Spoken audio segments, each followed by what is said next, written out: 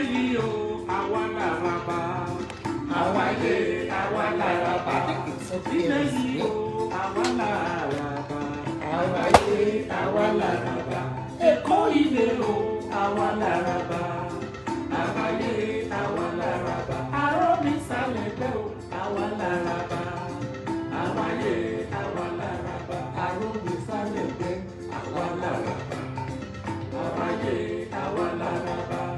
Àjọkẹ́ ọmọ Èkó pàtàkì. Àjọkẹ́ ọmọ Èkó pàtàkì. Ọmọ ẹṣin lóko, ọmọ tí ìsù nísàlẹ̀ Èkó. Ilẹ̀ bàbá wa nílẹ̀ bàbá wa, káforíkorí káfọwọ́dọ́kọ̀. Welcome and back. Please help me to share.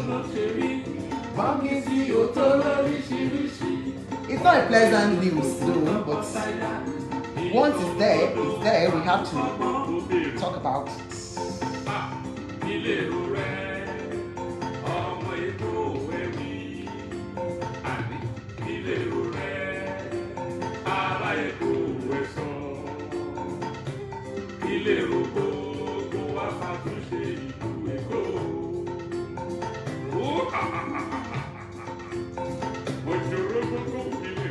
Yeah. How are you, everybody? Good afternoon, good evening, good morning. Anywhere you're watching me from.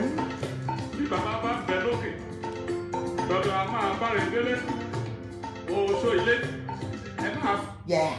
Don't let us sing too much song of Isaliko song. Good afternoon, everybody. My name is Ajoke, and you're on Prevailing Issues with Ajoke. And we're live on Prevailing Issues Blog Sports. This is one of our pages. Iyola, welcome on board. Our own people. We are seeing our people here. Please help me to share so that they will know the page we are today. Because we need to build this page. Make Ajoke make some money now. We need to build this page fast. Instead of us going to that large page, let's start building this page too. Yes, you're all welcome to Prevailing Issues with Ajoke. How are you? Oh yeah, let's do our rituals. We do have a ritual here, and this is it. Have a cup of tea before we start our Ike. Happy Palm Sunday to everyone. Don't mind me. I'm a very, very bad Christian. Happy Palm Sunday. I wish us all the best. All the grace, all the goodness of Easter will be ours in the mighty name of Jesus. A cup of Soweto. Oh yeah, get yourself a cup of tea. And we start. You have seen what we brought out today to discuss. We have two topics to talk about, and the two topics is even one, because it's all boils down to domestic abuse. Domestic abuse has always been something I've always clamored for. I've always talked about it because I'm so passionate about it. As a matter of fact, it's one of my theses, right from my first degree, second degree, and coming here again to talk about to this place. I don't know. Hello. Hello, ma. Okay, you go speak, ma. Yes, ma.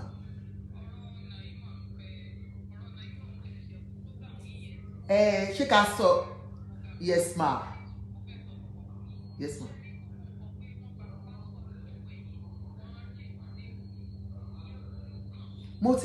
Mommy, another topic ni mo so bi by immediately one the program, you understand? I can call you immediately back now and then we'll talk about it, ma. Joma, I will store your number, ma. Thank you, ma. Emma binu, àwọn tí wa náà ni shoot yín program kan tí mo ṣe lánàá mo sọ̀rọ̀ nípa ẹ̀. You understand? So, I want us to talk about domestic abuse. It has always been something I'm so passionate about. I am really, really passionate about it. And it gets to a point that even everybody will say, I'm always, on the side of women and being sexist or whatever. But that is not even the issue. You understand? Because I know a lot of women go through it. I know a lot of women go through it and they are not able to speak out because of the society.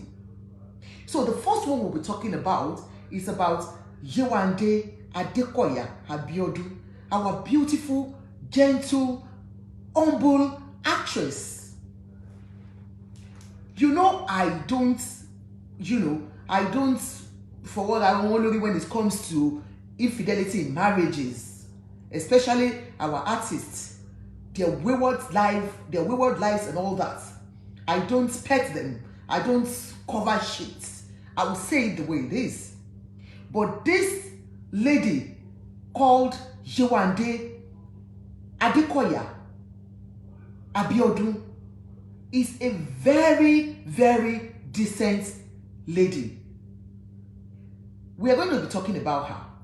And then the second person we're going to be talking about is the late singer Osinachi that was allegedly killed by the beatings from her husband. We're going to be talking about her too. But the first one, Yewande. Who is Yewande? How long has she been in that industry? Why is she not known for rubbish in the industry? You will never hear anything bad about Yewande. No bad publicity at all. They said there is no publicity that is bad. But for her, she has not even gone to her name. She's been married for 8 years to an actor. The actor's name too is what's his first name? I don't know. But second name, Yewande Abiodun. You will see that they always do this skits. She brought her skits that she and her husband will be in the car and she'll be speaking English and she'll be pretending and all that. Doing fake life. It's just about skits.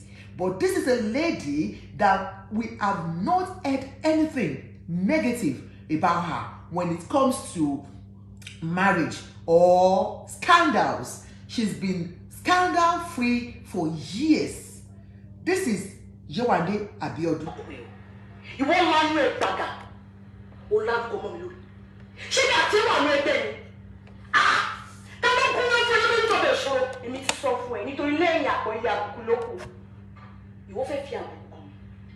That's Yewande.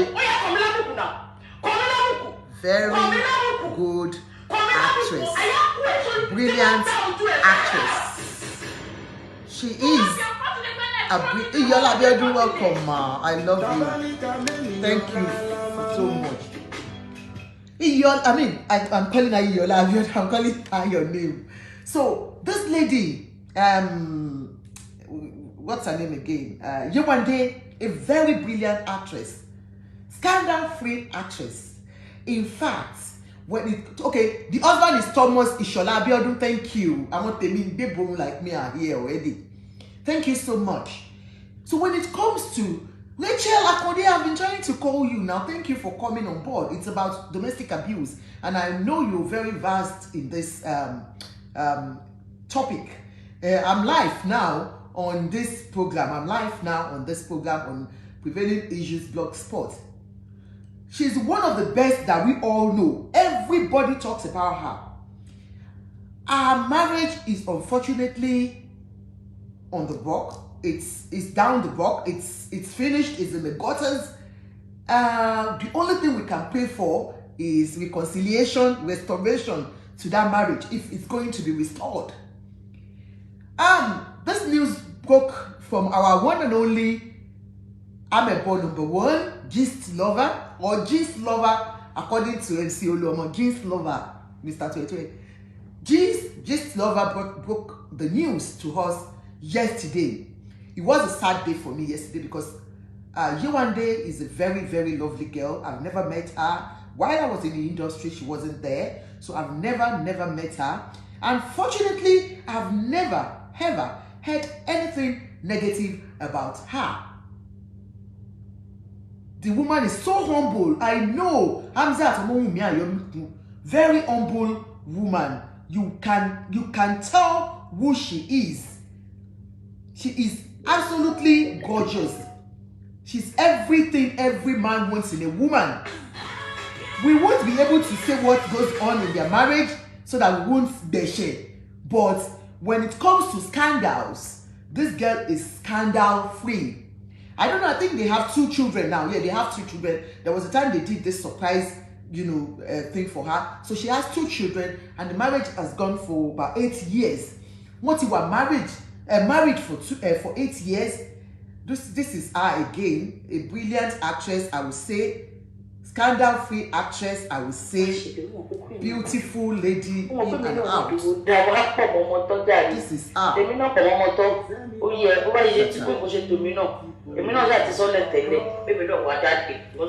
Yewande's marriage has crashed to her actor husband.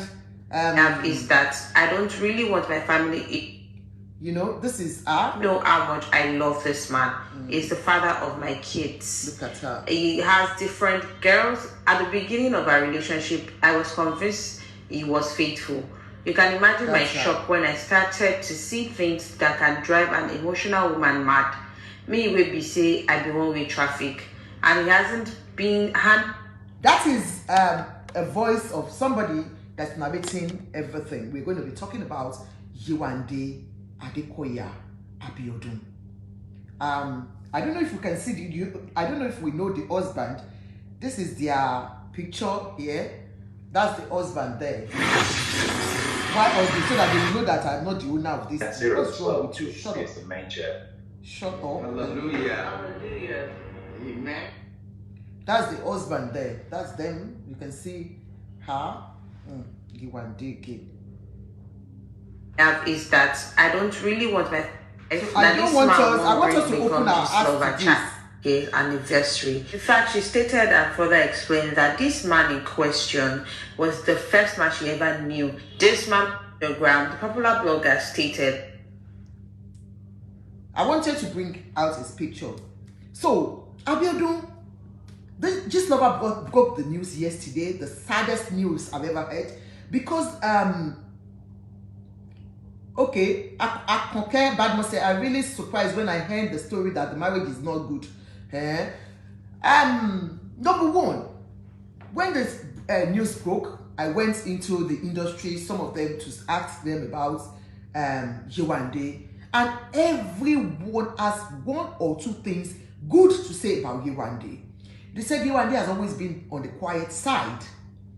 And apart from that fact, Yewande has never in her life exhibited the fact that she was earning more in that marriage than the husband.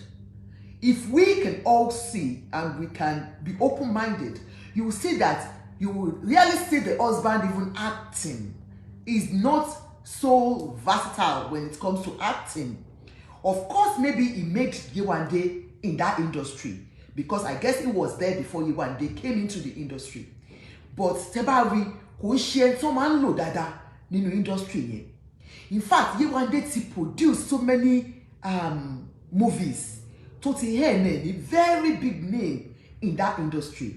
She's a very quiet woman, very humble. So they say, oh, Adefeso said he directs the films. Of course, he might be he's a director and he's himself an actor, but you rarely see him in movies. And when it comes to who is doing better in that industry, I would say Yewande. She's been doing very, very brilliantly well. When the news broke, I went into Gislova, the amebo of all. The woman is more popular than him. So, what about news Gislova? Go katakata, go kitty when it comes to a cake. I go to share like ti auntie Nkechi Blessing, la man bo, ti auntie Nkechi inju di balabala, ju di bolobolo kiri. Kí ló tún ṣẹlẹ̀? Bàtà tún máa gbọ́, la bá gbọ́ pé industry nǹkan míì tún ti ṣẹlẹ̀, gbà wá o. Yewande ti fi ilé ọkọ sílẹ̀ o. Àwọn ọmọ artist yìí ṣá, àwọn onírànù, àwọn this, àwọn that, àní wọ́n tún ti gbéra àwọn dé o. La bá lọ, la bá ní Gislova, ń gbọ́ brother mi, sister mi tó wà eégún irúmọlẹ̀ tó ń da gbogbo social media rú. Ẹ gbọ́ kí ló ṣẹlẹ̀ o. La bá lọ sọ́dọ̀ Gislova, ní Gislova bá gbé fún wa pé kò máa rí dé ẹ̀yìn èké, ẹ wá kà bó ṣe rí. Gislova went into Yewande's DM. Ó DM ẹ̀, ó bí pé Yewande, agbọ́pọ̀wọ́ náà tó ti kúrò nílé ọkọ o. I've never heard anything negative about you, Yewande. That's this lover asking Yewande. Obioni, only Yewande, I'm a bonko nipa de gboru e nipa eri, because you have always been the quiet one. You are not like all these celebrities. According to this lover, I didn't say that. Oh, don't come for me. Oh, I did not say that. Oh, you know I always respect all our celebrities. I call you celeb, even when you are not celeb. But we call you celeb. What can we do? When we bash quick bawa, no she ma bawa gbe, and the fake quick bawa da, can't live bawa big bawa da. You know you are our celebs, and we respect you. We want you to give us that name out there in the outer world. Let them see us. Auntie Yewande Abiodun, a came video to gallant to posh. I want to shake it posh for kiwa. So I want gist lover kilo shele la ba bere sin kalo ni mo wa rí pé gist lover ba bi Yewande kilo shele. Yewande, you know we have never heard anything like this about you. Your marriage seems to be a perfect one all through. Because when it comes to marriages, of course, we do have our ups and downs. There is no way you can have your marriage as a bed of roses. Marriage is not a bed of roses. There are many ways that we do argue at home. We do have our differences as married people, couple, So definitely, we know she must have had one or two things when it comes to marriage. This lover asked her, Akiluwa Shele now, we've never heard anything about this, about your marriage out there. Never, not even for once, have we heard anything about yourself or your husband. And she said, and this lover said, we heard you moved out of your house, because that's the gist that, Yewande moved out of her house. She left her husband. Get the right word. They said Yewande left her husband and moved to an hotel, undisclosed hotel.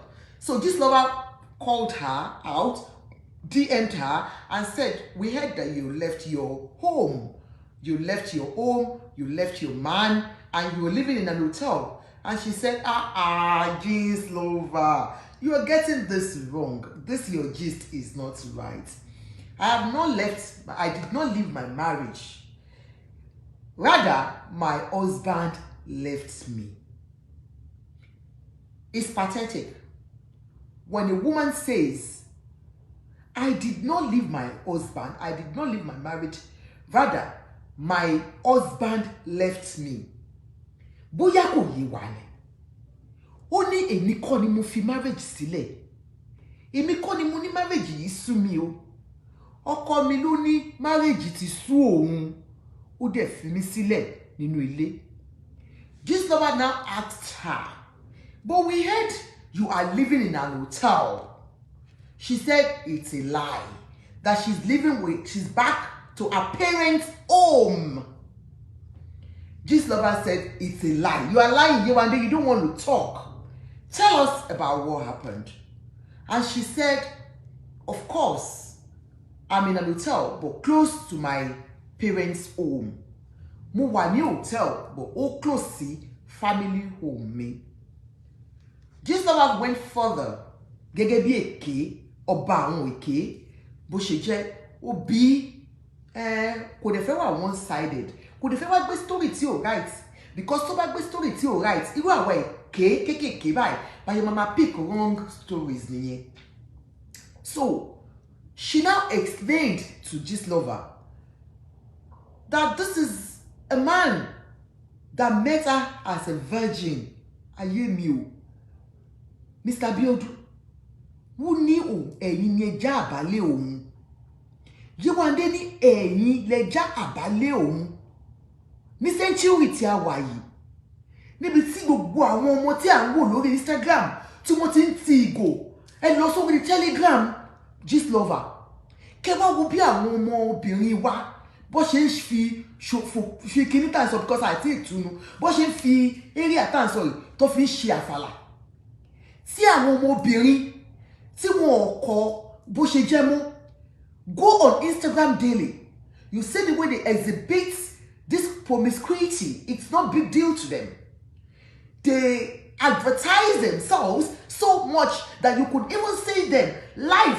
They do live twerking for men. They bring out the breast, they bring out it's really, you see a virgin now among our youths. Mélòó lóbìnrin tẹ́ máa rí tẹ́ máa bá lé àwọn ọmọ ìrọ̀lẹ́ ayé á dá fún yín mà. Auntie Fatima Johnson, welcome on board, ma. I can see your name there. Please comment, like, because this is our new page and we are trying to build it.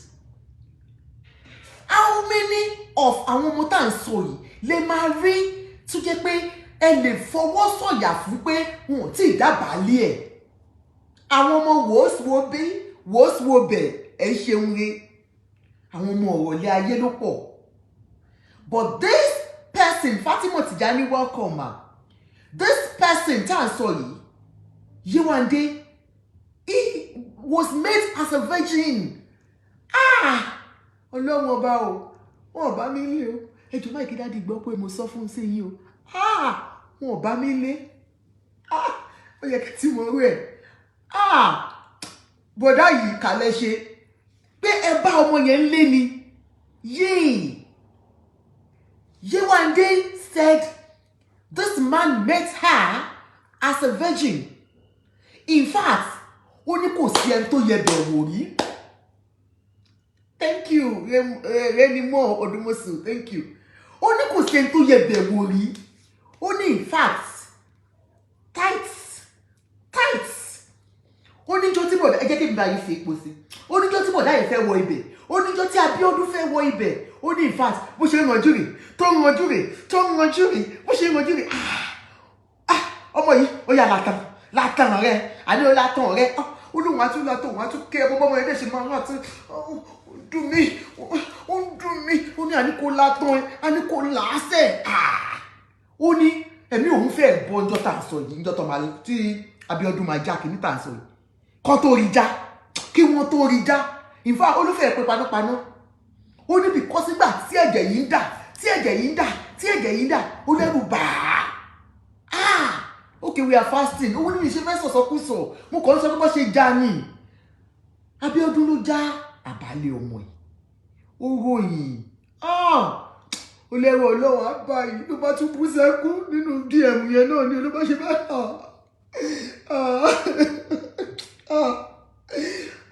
Abíọ́dún fi ìyà jẹ mí. Níjọ́ tó já àbálẹ̀ mi, mo máa ké o. Bó ṣe ń ké fún jeans lover nìyẹn ní orí Instagram. Rachel Akode. Ó ní òun sun ẹkún yìí tí à ń sọ yìí. How many of àwọn artists wa ni wọ́n lè fọwọ́ sọ̀yà pé ọkọ àwọn bá wọn nínú ilé? And at that age, I'm sure ó ti máa wọ age bí 20 something years. Tí wọ Mr. Abiodun, come over here, I'm talking to you. Tí ó pàdé Yewande, she was probably about 22, 23 years old. Mélòó nínú àwọn ọmọ tá bí nísìn ní ẹ lè fi ọwọ́ sọ̀yà pé maybe it's a lie now. Funke Akindele married people are talking about. I don't understand. Hamzat, please, can you enlighten us? What's wrong with Funke Akindele's marriage? Is it shaking?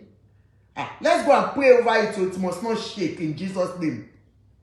Hey, Mr. Auntie Yola Abiodun, how many of us that if you ọwọ́ sọ̀yà wípé àwọn ọmọ wa tó ti wọ 20 something years, 25, 26, pé wọ́n ti jábàálẹ̀ wọn?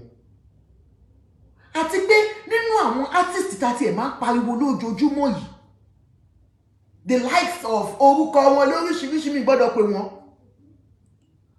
Ọkọ wọn mélòó ló lè sọ pé òun máa fi ọwọ́ sọ̀yà pé òun pàdé wọn bẹ́ẹ̀, òun bá lódindi.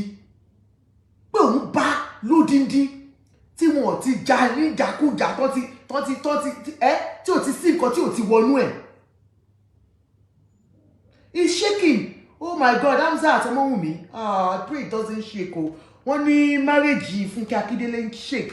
God forbid, I pray it doesn't shake. that girl has gone through a lot and they have a perfect marriage. I pray it's not a good news. It's not a news. It will never be a news that we will always share. Like Barolong, our marriage will not. Let us. Gbogbo yẹn gba àdúrà ní orúkọ Jésù. Marriage Akíndélé ò gbọ́dọ̀ ṣéèkì ní orúkọ Jésù. Marriage Fúnkẹ́ Akíndélé ò gbọ́dọ̀ ṣéèkì ní orúkọ Jésù. Ọlọ́run ò ní jẹ́ ká rí. I reject that for her in the mighty name of Jesus. I love her so much. She's done so well for herself. So eléyìí tó ṣéèkì lọ́wọ́lọ́wọ́ yìí tí ọmọ tó wọ ilé ọkọ tó jẹ́ pé ọkọ ló jàbálẹ̀ ẹ̀ ó dẹ̀ fi gbogbo nǹkan tó ní ó fi búra ó ní ọkùnrin mi ò rí òun rí apart from this man. And when you look at this girl naturally, tẹ́lẹ̀tẹ́lẹ̀ máa ń rò pé ọmọ tó bẹ tó bá ti ń sọ̀rọ̀ ẹ̀ pé ọmọ tó bẹ ni pé má ṣe gbìgbìgbìgbìgbì, but that is just all about her. Àkànkẹ́ Badmus lórí èwo tún ni èwo ní kí tí bá yín ṣe Ọlọ́run ò ní jẹ́ o Fúnkẹ́ Akíndélé's marriage must not shake o in fact màá lọ sí ilé àwẹ̀ àti àdúrà màá lọ sí orí òkè màá gun orí òkè mo ní Rachel Akande Kristiani ni ó mọ àdúrà gbà màá ní ìwọ ní orúkọ Jésù ó yá bá mi fi ọwọ́ pa ọwọ́ pọ̀ jẹ́ ká gba àdúrà kò gbọ́dọ̀ lórúkọ Jésù it must not be láyéláyé I cover our marriage with the blood of Jesus. Gbogbo àwa Facebook ìlọ̀gán máa kí fún Fúnkẹ́ ni àbọ̀kọ ẹ̀ pé ẹ gbọ́dọ̀ dà wá lórí irú o marriage yẹn ò gbọ́dọ̀ ṣèkì o láyé àwa gan máa bá wọn fa wàhálà. So gẹ́gẹ́ bí mo ṣe ń ṣe àlàyé tí ẹni tá à ń sọ yìí lọ Yewande said bọ̀bọ̀ yìí ni ó jàbálẹ̀ òun ó lóun ló jàbálẹ̀ òun ó ní so there was no way tí ó jẹ́ kí ló dé kò sí kíní ẹ̀bí ni wípé so òun kọ́ the fault is not from her. International Abiodun, please find out for us. I will. Fúnkẹ́ Akíndélé, because that marriage must not spoil you. Okay, màá lọ bá yín wá, màá lọ sí yín bọ̀ sí jeans lover, màá lọ find out. Ṣé mo pé màá ń ṣe kékeré màá bá yín gbé wá. Kò ní dàrú. Àwa tí ẹ̀gún wà ní jẹ́ kó dàrú lórúkọ Jésù. Never. It will not. And this one too, tí ó ṣèkì yìí lágbára Ọlọ́run ọba. Mo tún fẹ́ ka wo ọmọ yìí o bó ṣe very good girl ó bẹ was very good girl òun ni this is Yewande. Our love and thoughts are with you at this point. That's her.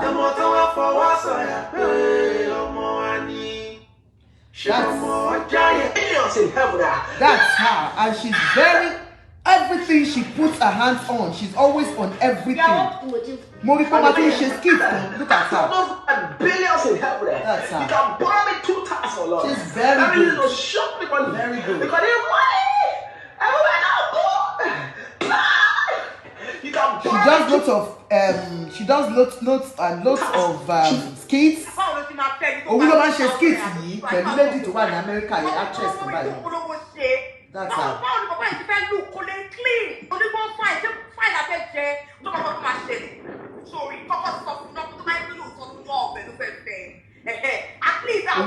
Very talented, honestly, very talented. That's her. She's very talented, beautiful inside out, quiet. So irú ọmọ yìí ni wọ́n bá as a virgin. Ẹjọ ọmọ yìí ló bá as a virgin. Ọkọ ẹ̀ nìyẹn. That's Mr. Abiodun. Mr. Abiodun náà ni. So address ìlú ni àbí báwo? That's the husband. Mo rí yín lọ́kàn tẹ̀ ń díjú sí mi tẹ̀ ń bóyin sí mi lọ́kàn mo ṣe ní wá kì í fúnra mi ní sà. Èmi bóyin sí ẹ. Kí ni ló ń jẹ́ wọ́n bóyin sí? Kí ló ti wá tó lòkun lọ́rùn nù? That's her husband. Kí ló wá pé? Mo rí pé ọkùnrin pupa ròdòròdò ní mo ṣe ní ọkùnrin tí ń bóyin sí mi lọ́kàn wo kí n bọ́ sí ìdí ọkọ̀ wọn kí wọn pé àìsàn o Àwa àjò, àwa my friend, tó máa ń gba etí ẹ̀, máa gba etí ẹ̀ pẹ̀lú ọkọ náà ni tó tún bóra, ó tún bóra. Sójú tì í. Tell me say why, mo gbọ́n yín mo gan o. Bí ẹ bá tó sì ń gbà ó, wojú yín. Ẹ kó mi jẹ. Wọ́n á gbọ́n ẹ̀mú. Kí ni mo fẹ́ kó jẹ láàrin? Ṣé ti gbogbo àdírẹ́sì tó pọ̀ ju nọ́mbà ibi tó ń lọ kò tí ẹ̀ yé mi? O kò ṣe nọ́mbà níwájú bíi mọ́tò tó ń lọ sóníjà. Kí ló ṣẹlẹ̀? That's husband and wife acting together. Ẹ fẹ́ mi rú nọ́mbà yín, bó bá dà kí n wá pààyè wọn ni. Ìsìnwáṣẹ náà fẹ́ bá tó sí máa gbà o. Máa tó sí ẹ̀. Èmi kọ́ ni máa tó sí ẹ̀. Ẹ̀wọ̀n tó máa tó sí ẹ̀, wọ́n wà ní abayín, wọ́n wà níbi tó ti wá. Ọ̀lẹ́gẹ́ mi fún ẹrú nọ́mbà. Ṣé mo sọ pé mo ní irú? Àbí ṣé mi jó tẹ́ ibi tó ti rí mi? Ṣé ó kí ni?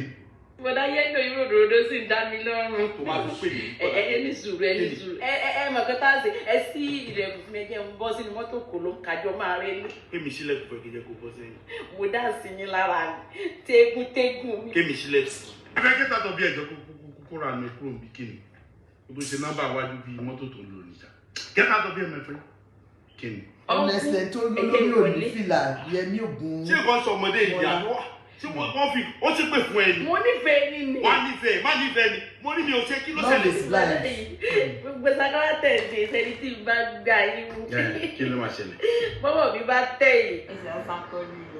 Mo ṣe ń wojú ẹ̀yin gbọ́n mi mú o. Bí n bá gbà yín mú ẹ̀ kéwù o. Máa fọ ilé tí fún lálẹ́ ìsìnkú. Nínú ọ̀dọ̀ ta ni kí u jẹ. Kí ló ṣe mí? Kúbìnrin ni mí, kí ló wá dé tó báyìí? Kúbìnrin ni ẹ̀. Kí gangan ló fẹ́? Ẹ ṣàjẹ́ mo wọlé ẹjọ́ ẹ dáa. So that's what you do to her naturally. You know, that's who you are to her. Àwọn ìwà tí Yewande sọ pé ń wù sóhun nìyẹn, mo kàn fẹ́ ká wo small clip about Yewande. Yewande is a very talented person. Ṣebí clip tí mo rà fi wọ̀nyí. Those are the attitudes, some of the things this Yewande said she was going through while she was with him. First impression to clear, Yewande did not leave the man left Yewande. Yewande kọ́ ló kù lọ́dọ̀ ẹni yìí, boy yìí ló fi Yewande sílẹ̀. Àwọn èèyàn ní kò fit ẹ̀, ẹni tó disvirgin ẹ̀ ni. Ṣé mo? When we see people, we tend to judge them by their appearance. When you see the way Yewande is, as a very, outspoken person, you will think, ọmọ Ibe, so wọ́n ti jáde ẹ̀, kò rí bẹ́ẹ̀. Akonke Mbadmo said that is what will happen in marriage when God lifts him the hand of the man. Almighty Allah be with you. But okay, when God is lifting the hands of the wife, God will be with Yewande.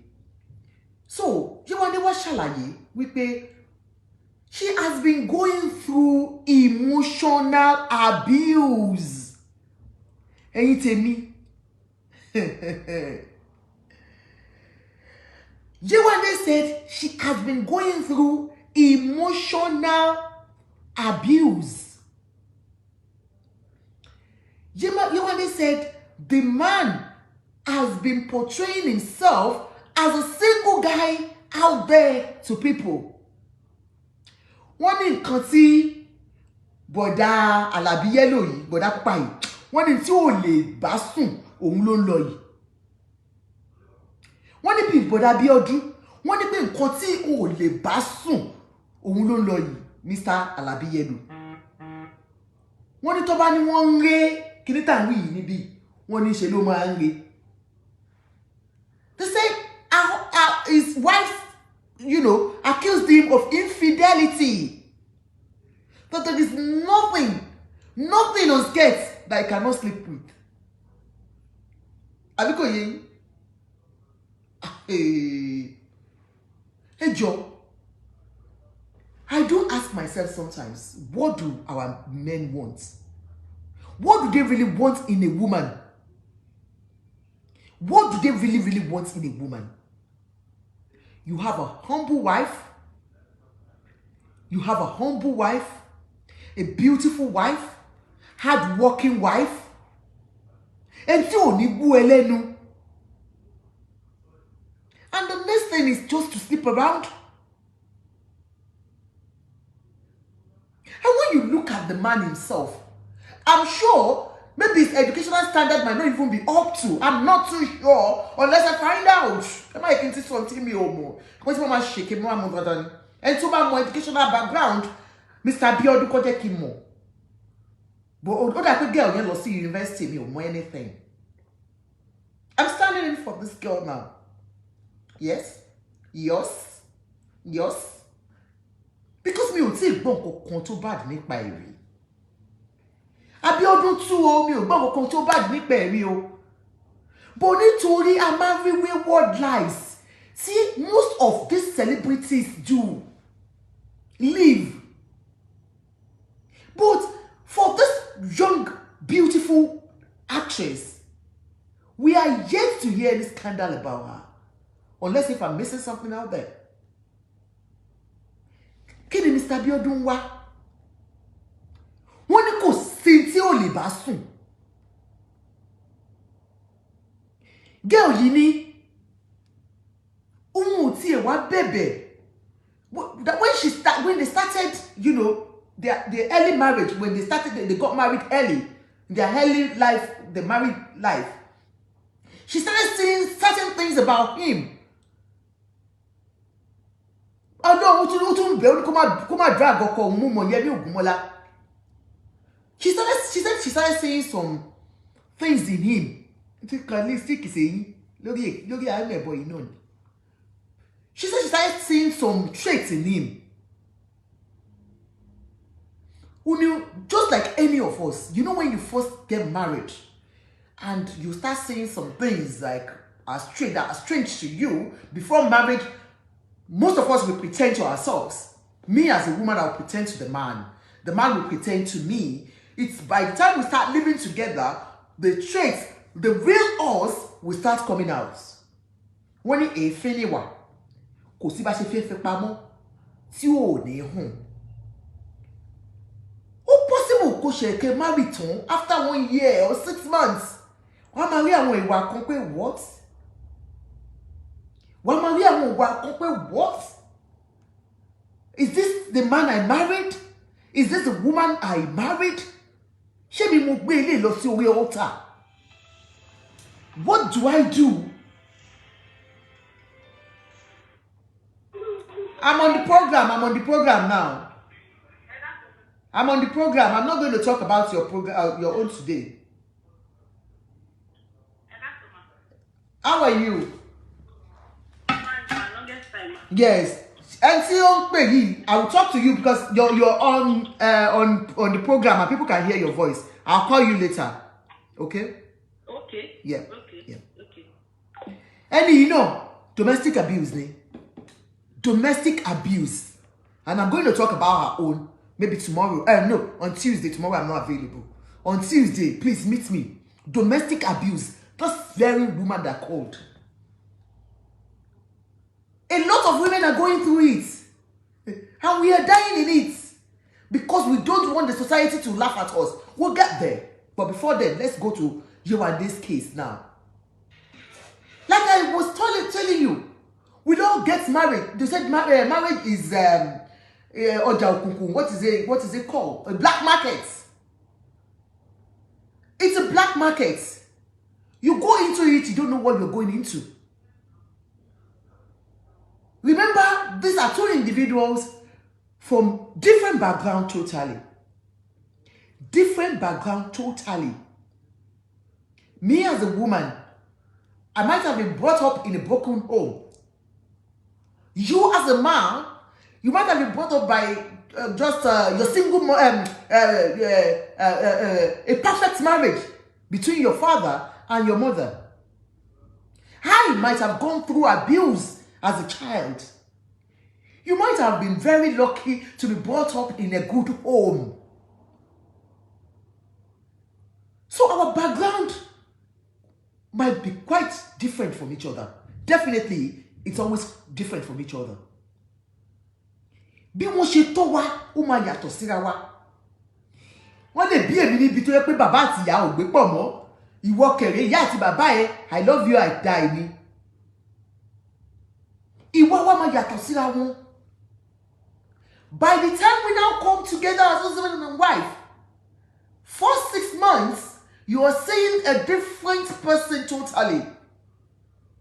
When we were not living together, as a man, I might be dating 4, 5, but I'll play my game smartly.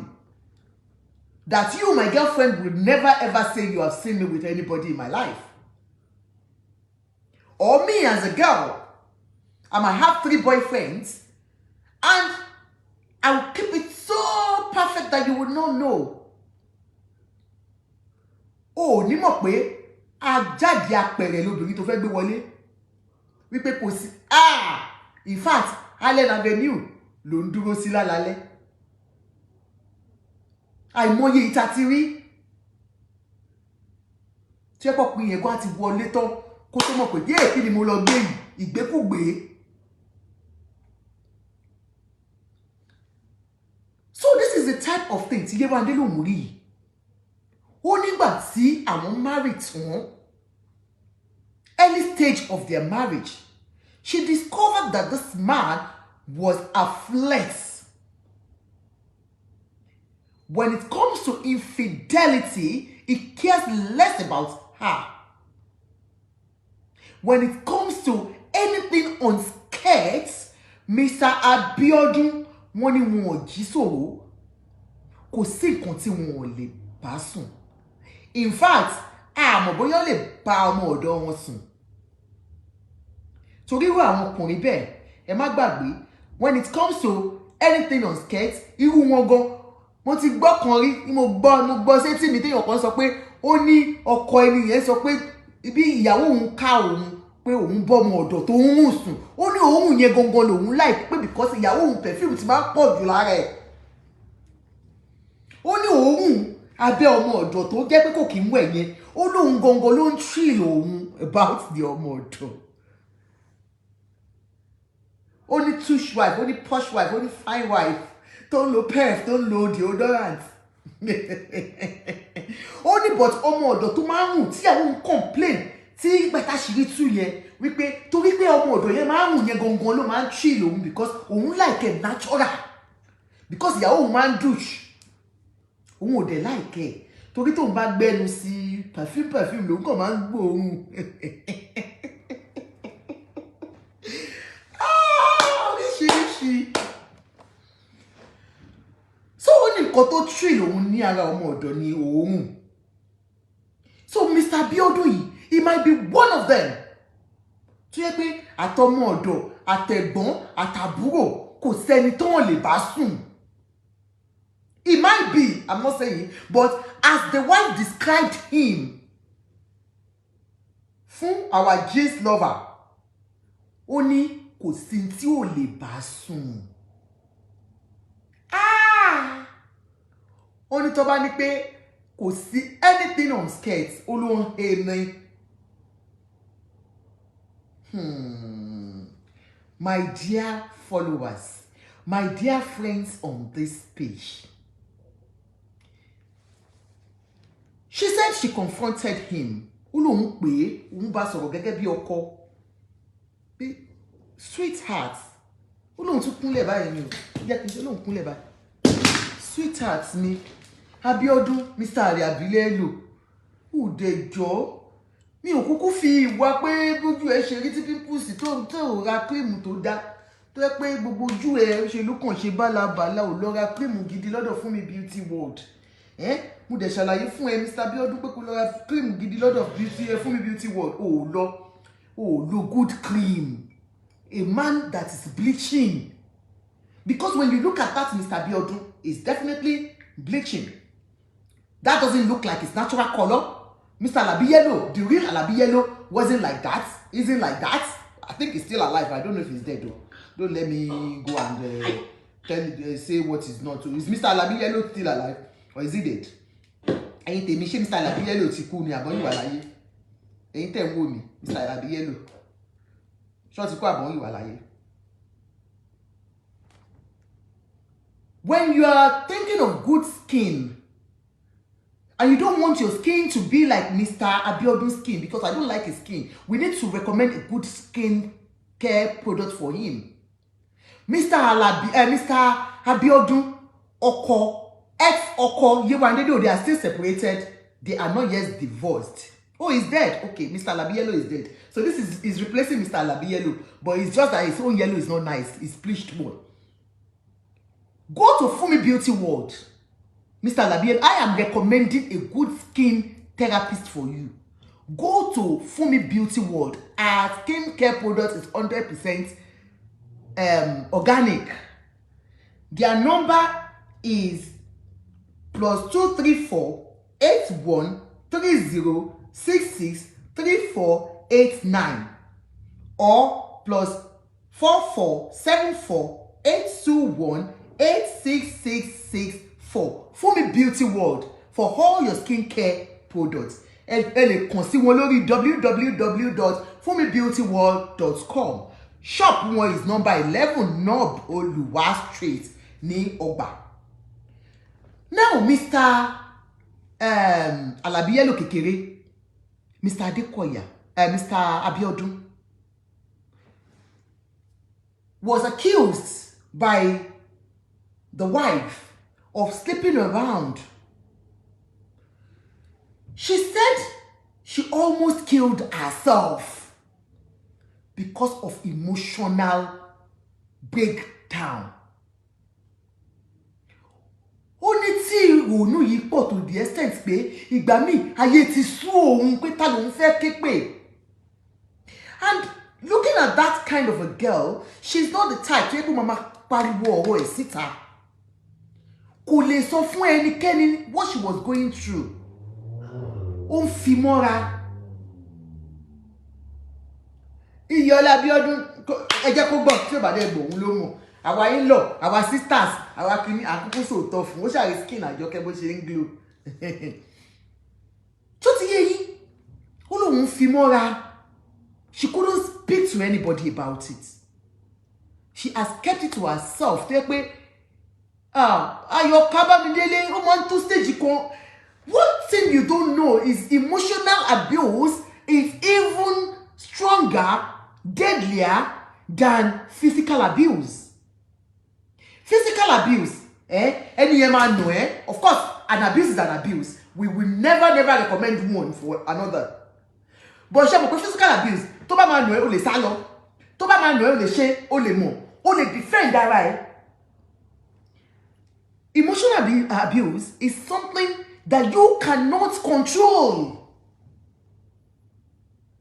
Physical abuse, you can control it by running away from that man or that woman. Tó bá ju nǹkan lù ẹ́, you can dodge. But emotional abuse is something you cannot control. It's deadly. Don't forget we have different types of abuse.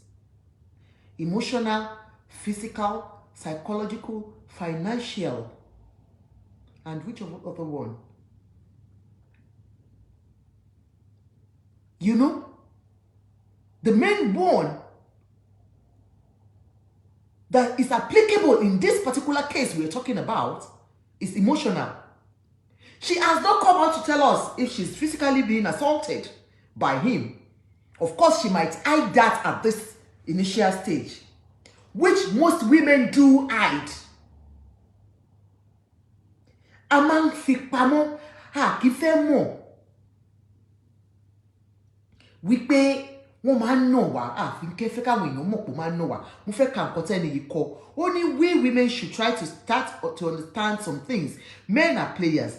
Men here in the developed world were caught because of law, not because that they are better than us.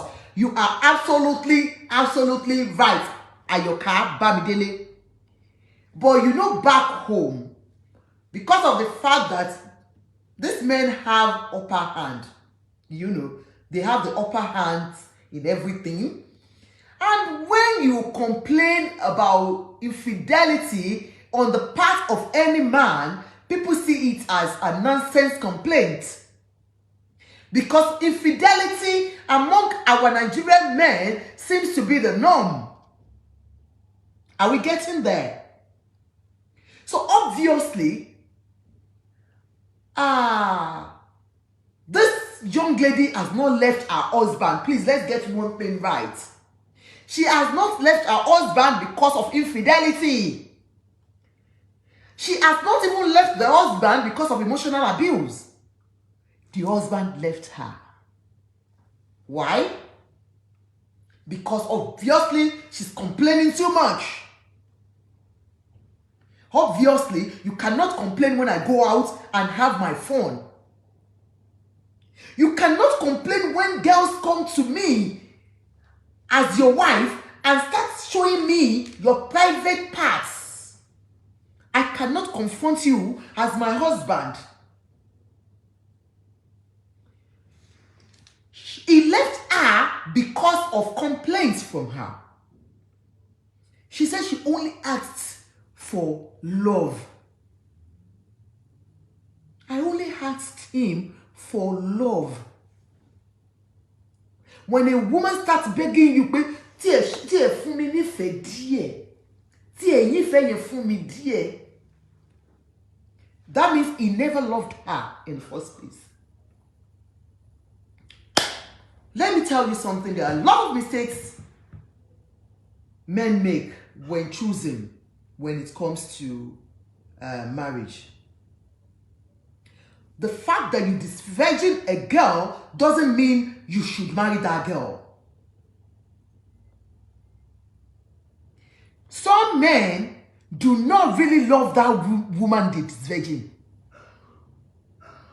Some men do not really love that woman, but because of the fact that they disvirgin her, they met her whole. Wọ́n nífẹ̀ẹ́ àìmọye wọn. In fact, 85% àwọn cases tí máa ń gbọ́ tó yẹ pé ọkọ ló disvirgin ìyàwó ẹ̀ wọn kì í last. Because ó fẹ́ obìnrin yẹn kò ṣe pé torí pé ó nífẹ̀ẹ́. Ó fẹ́ nítorí pé ó bá lódindi ni. You getting me? Ó fẹ́ nítorí pé ó bá as a virgin ni, kò pé ó fẹ́ nítorí ìfẹ́. Some of these men have tasted a lot of girls. And peradventure, they've had this relationship, they've been going out with somebody to help mo ti ba gbogbo yẹn jẹ́. Sorry, nínú àwẹ̀ la wà yìí ti gbàgbé. Wọ́n ti ba area ẹni yẹn jẹ́. Wọ́n kò pàdé eléyìí by chance. Wọ́n bá dáàbò by wọ́n lè wọlé. Wọ́n mú kọ́kọ́rọ́, wọ́n rí bí wọlé. Wọ́n kí ló ń ṣẹlẹ̀? Ìyẹn wá wò wá tí wọ́n ṣe báyìí pé I'm a virgin. It melts any man's heart. I'm a virgin. Like me now, you know, like I told you, when they met me, I was a virgin. I was a virgin. And it was hard. You know, it melts any man's heart to meet a woman, you know, like that. It's a thing of honor. And as Africans, as Nigerians, it's a thing we hold in high esteem. Meeting a woman in the way God made her. Oshasha, you know, never touched. Brand new. Umulo jana ilone. Woman thrill African man. Woman thrill Nigerian men. Yewande Abiodun, ladies loved crazily when a man disvirgins them. Oh my show, it's true. Because ẹni tí ò tọ́ wéwò, ẹni tó jẹ́ jàjà, ó máa ya wèrè síbẹ̀ ni. Ọ̀ṣàrà àdá fún yín. Unlike the man, on the man's part, ó ti jẹ oríṣiríṣi èso ọ̀jàrà oríṣiríṣi àìmọye bàrà àìmọye tomato tó ti ṣá ní wẹ́lẹ́wẹ́lẹ́ àìmọye nta ti gọbọ tó ti lọ tó ti bọ̀. In fact, probably girlfriend tó ní at that time ṣé pé bí ó ti ń go out pẹ̀lú ẹ̀ bóyá 3 years tó ti ń plan marriage gan kò wá impossible bó wá pàdé ọmọ yìí ló ti kìíní tá ń bọ ìbò abẹ́rẹ́ lásán gan ò lè wọnú ẹ̀. Of course big deal ni fún màá yẹn. And like this my commenter wrote, any woman tó bá jẹ́ àbálẹ̀ you will say them that because mo experience ẹ̀ rí first time tó máa ṣe ẹni tó wá bá wọn ṣe yẹn á jọ wọn lójú gidi gan. Ó máa hold in fact tí ò bá fẹ́ ẹni yẹn anytime tó bá padà rí ẹni yẹn in future it comes back to her. And kóhun àtẹni yẹn má ríra wọn ni wọ́n á da ìbásùn búra wọn ni. Ẹ má bínú mo ti gbàgbé pa wà nínú àwẹ̀ mo ti máa láì kí n ṣe nípa kí n ṣe show after àwẹ̀ tábà ṣínú mo wà nínú àwẹ̀ kọ́lọ́run dáríjì wá Ọlọ́run dáríjì wá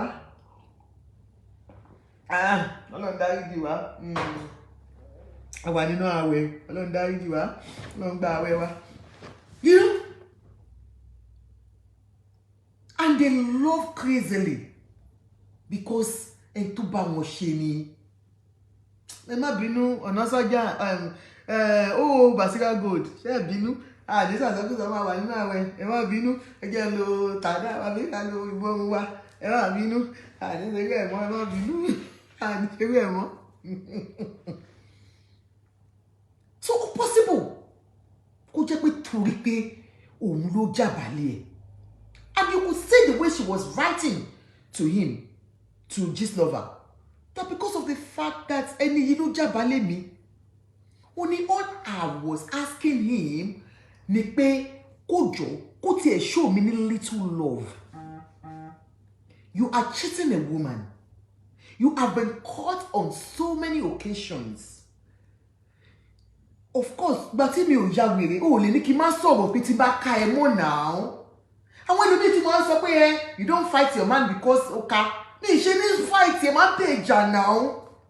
It's natural unless if I don't love him.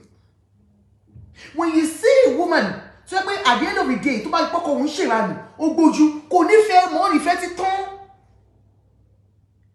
100% ìfẹ́ ti tán. Wèrè ẹ tún ti ń pè wèrè ẹ tún ti ń ṣe ìwọ ló mọ̀ kò sífẹ̀ẹ́ ń bẹ̀ mú tífẹ̀ẹ́ báyìí wà ní obìnrin máa tí ọgbọ́n máa tọ́pọ̀ pẹ́pẹ́pẹ́pẹ́ máa wo ibi tọ́kọ ẹ̀ gbà máa wo ibi tó lọ. You want to see everything about him.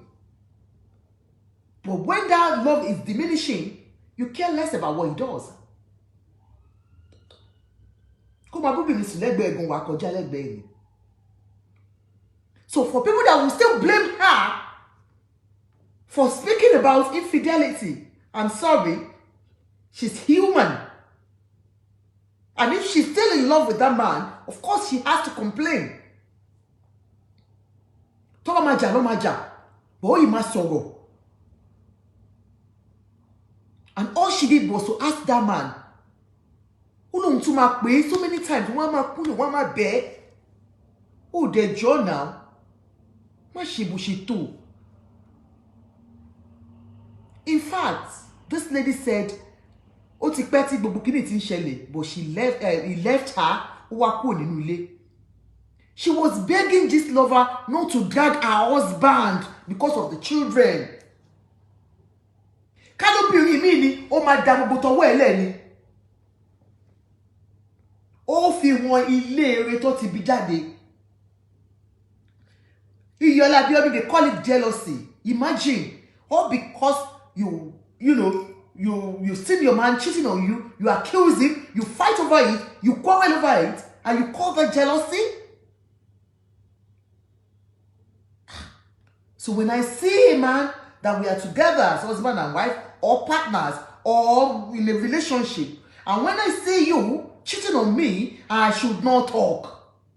Omo, that one alone see no, I go talk. Oh, why not go talk? I must talk now. The least you tell me, keep quiet, it's not your business. Abi?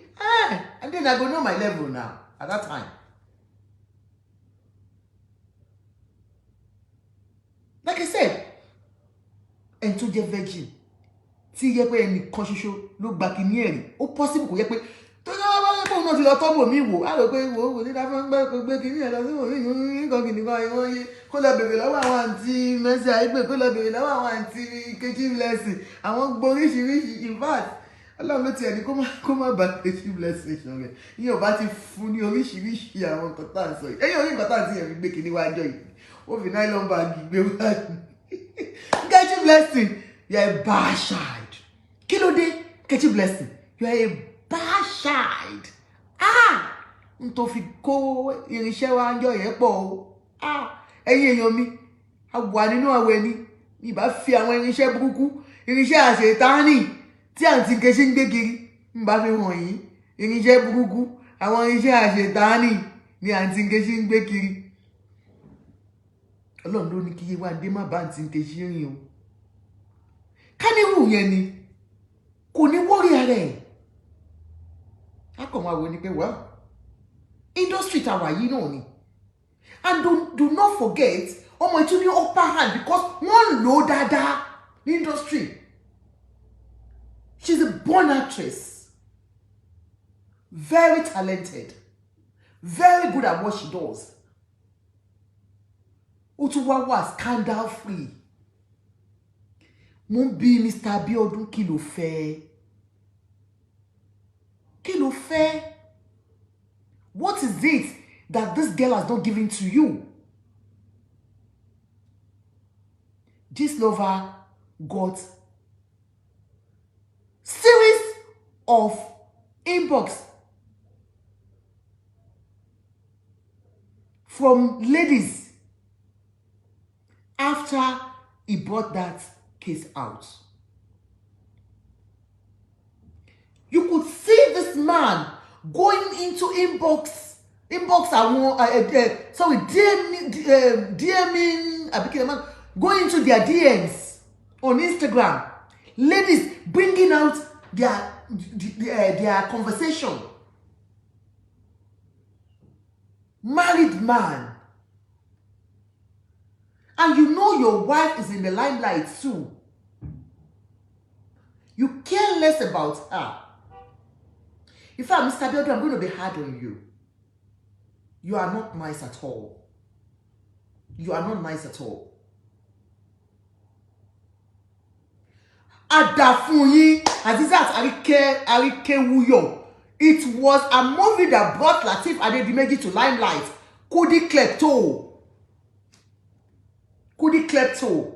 That was one of our best movies. And there was one to man should be a Biku. Very good girl.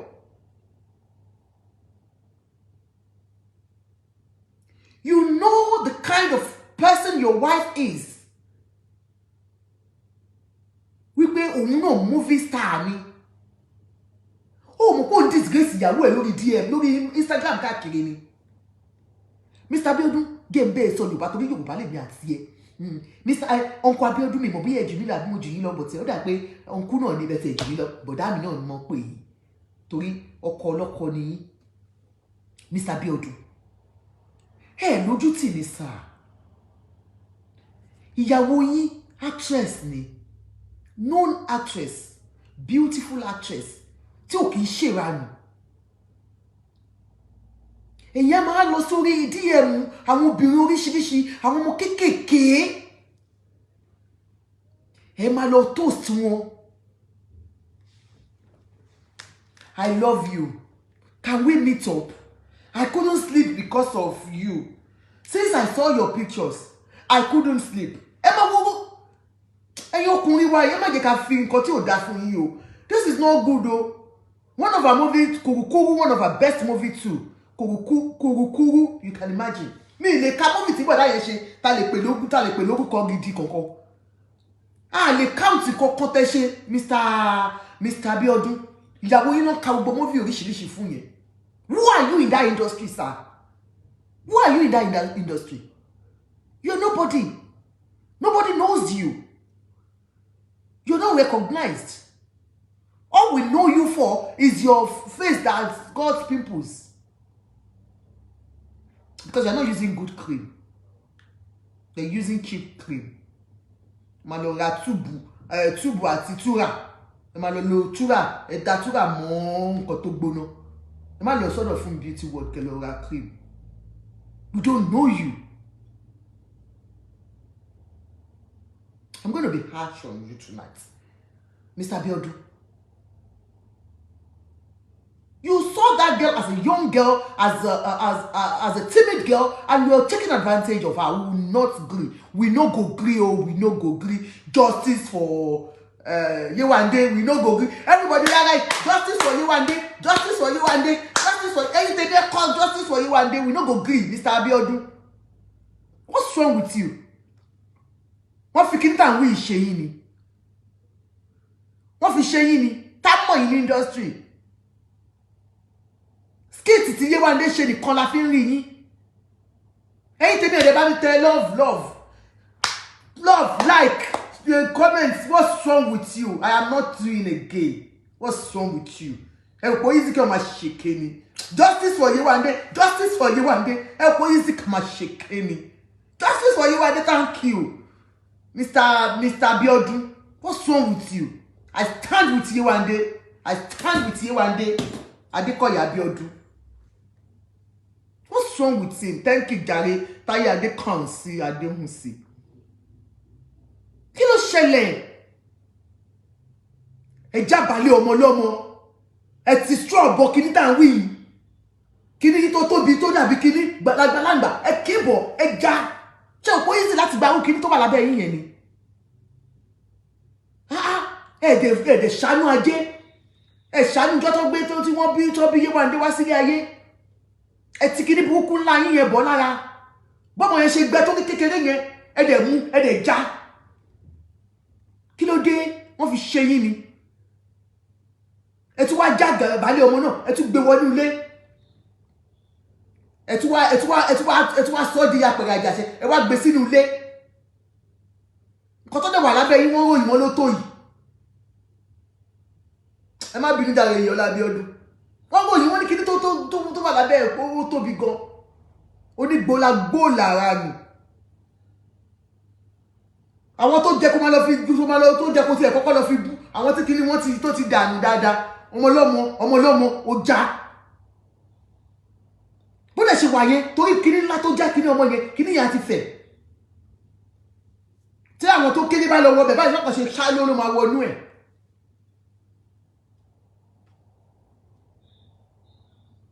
Ka somebody. Ó fi nǹkan ńlá já nǹkan kékeré, wá mú wá ṣetán, wá gbé ẹrù okó ònú ilé. You now left her. Bad boy. Don't mind me, Jare Adekansi Jare. Kí ló ń ṣe mọ́? Ìkànnì náà. Nǹkan ńlá ló fi já nǹkan kékeré. Ẹ̀yin orí nǹkan ńlá tó fi já ni. Not minding the fact that your wife is a celebrity.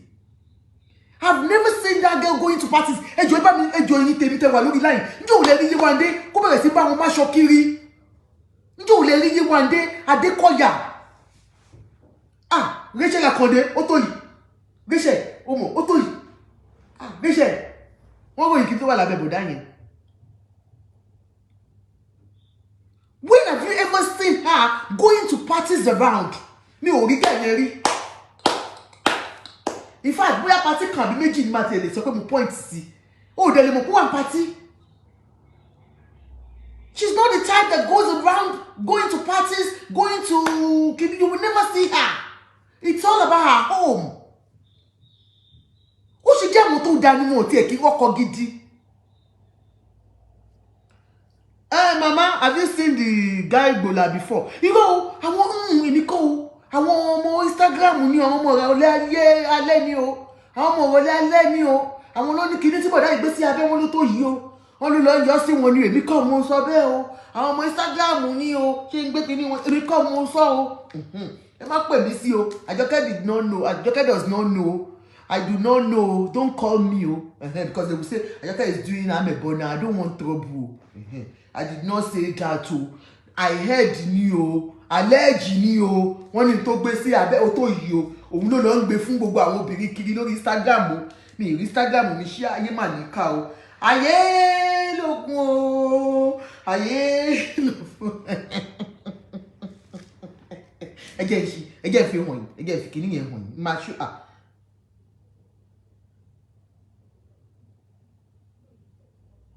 You said, but you discourage, Oluremi said, but you're discouraging others, other responsible men, I beg, no spoil. Yes, so, because Toba Yansi, you know, Toba Yansi, you find out that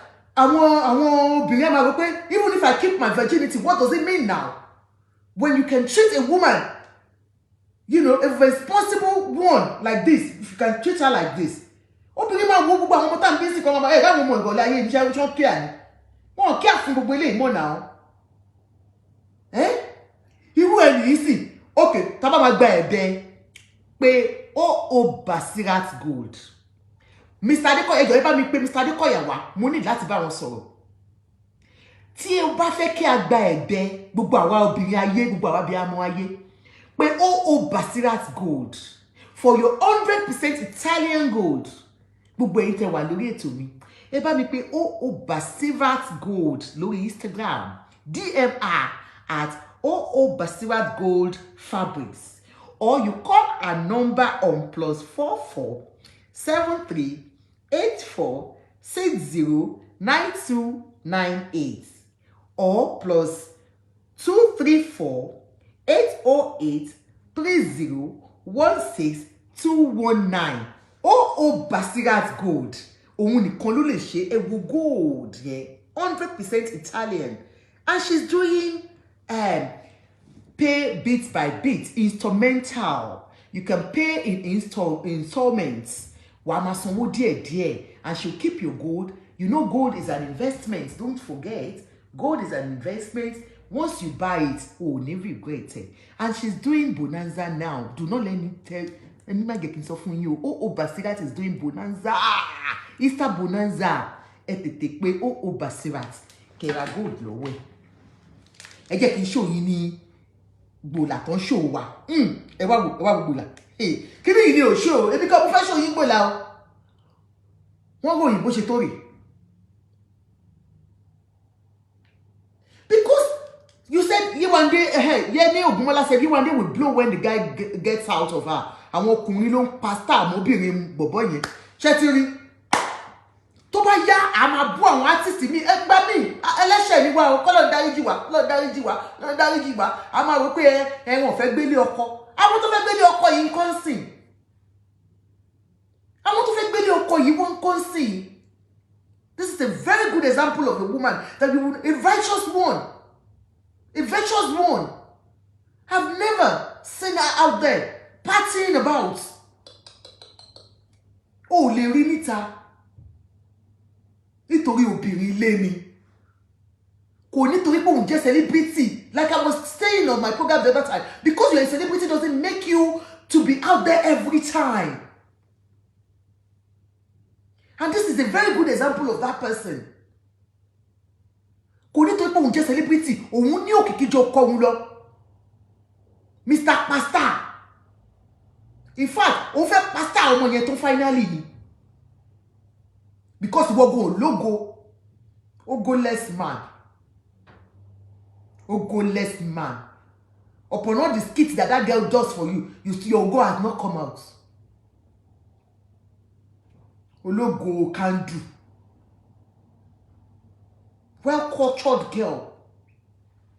Wamugo can do tiẹ̀ tó jẹ́ pé tó bá tàn báyìí ológo lantern. Wamugo àgbáyé ó fẹ́ fọwọ́ bò mọ́lẹ̀.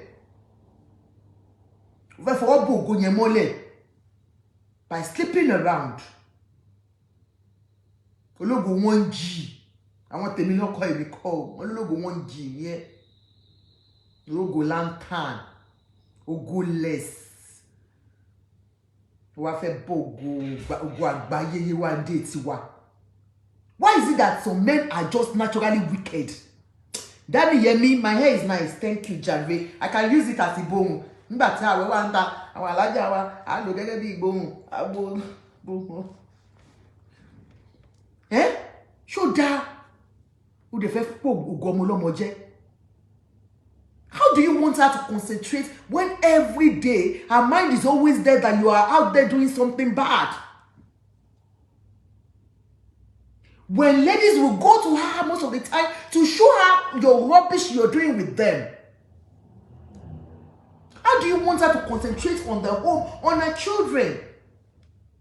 In fact, also I can say you appearance to eat that to share wo. Bóyá today lọ́mọ yẹn ṣe gbẹ tí ò tóbi gba tó ti fi ìrònú balẹ̀ ayé ẹ̀jẹ̀ sínú ilé. Bóyá bó ṣe fi sílẹ̀ sí alẹ́kẹ̀ẹ́ jáde. Gistlover brought out loads. Go to Gistlover gram on Instagram. Ní ìbí kíní mi ṣí, mo fẹ́ ṣí kíní tó ó tó ìdẹ̀ ṣí fún yín. Ẹ ṣí à program tẹ́ bá fẹ́ kí n ṣí. Ẹ ṣí à. Ẹ ṣí à. Hello, I'm still on the program. Mo ti gbé yín kò lórí kíní. Hello?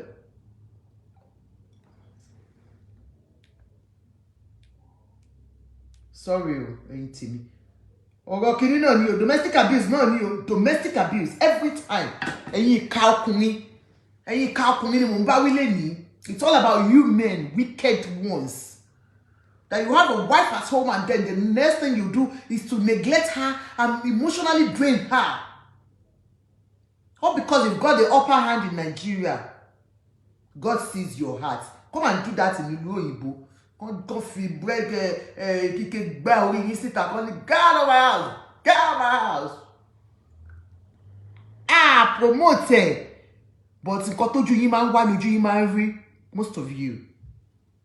Tójú yín máa ń wá lójú yín máa ń rí, especially if wà nílùú òyìnbó tẹ́ bá fẹ́ lọ káṣà àwọn ti Naija. Ó fẹ́ dì mògo ọmọ yìí. Gistlover gbé oríṣiríṣi jáde. You see a married man tó mọ̀ pé ìyàwó ẹ̀ wà lórí Instagram. Wà wá máa lọ DM gbogbo àwọn ọmọ yẹn lẹ́yìn kọ̀ọ̀kan kéré. Can we date? I like you. In fact, I couldn't sleep yesterday because of you. I was just rolling on the bed. That's why when you see most of these men rolling on the bed, be careful. Wèrè lọ táwọn obìnrin ló fà tó ń jẹ́ kó máa roll on the bed o. Obìnrin kan ló ń jẹ́ kó máa roll on the bed o. Ọkọ Yewande ló sọ bẹ́ẹ̀. Ọkọ Yewande ló sọ bẹ́ẹ̀. Ó lóun roll on the bed. Mi mọ nǹkan tó ṣe tó ń roll on the bed tó lọ lo Valium 5. Ó lóun roll on the bed. Roll on master. Roll on master. Ó lóun roll on the bed.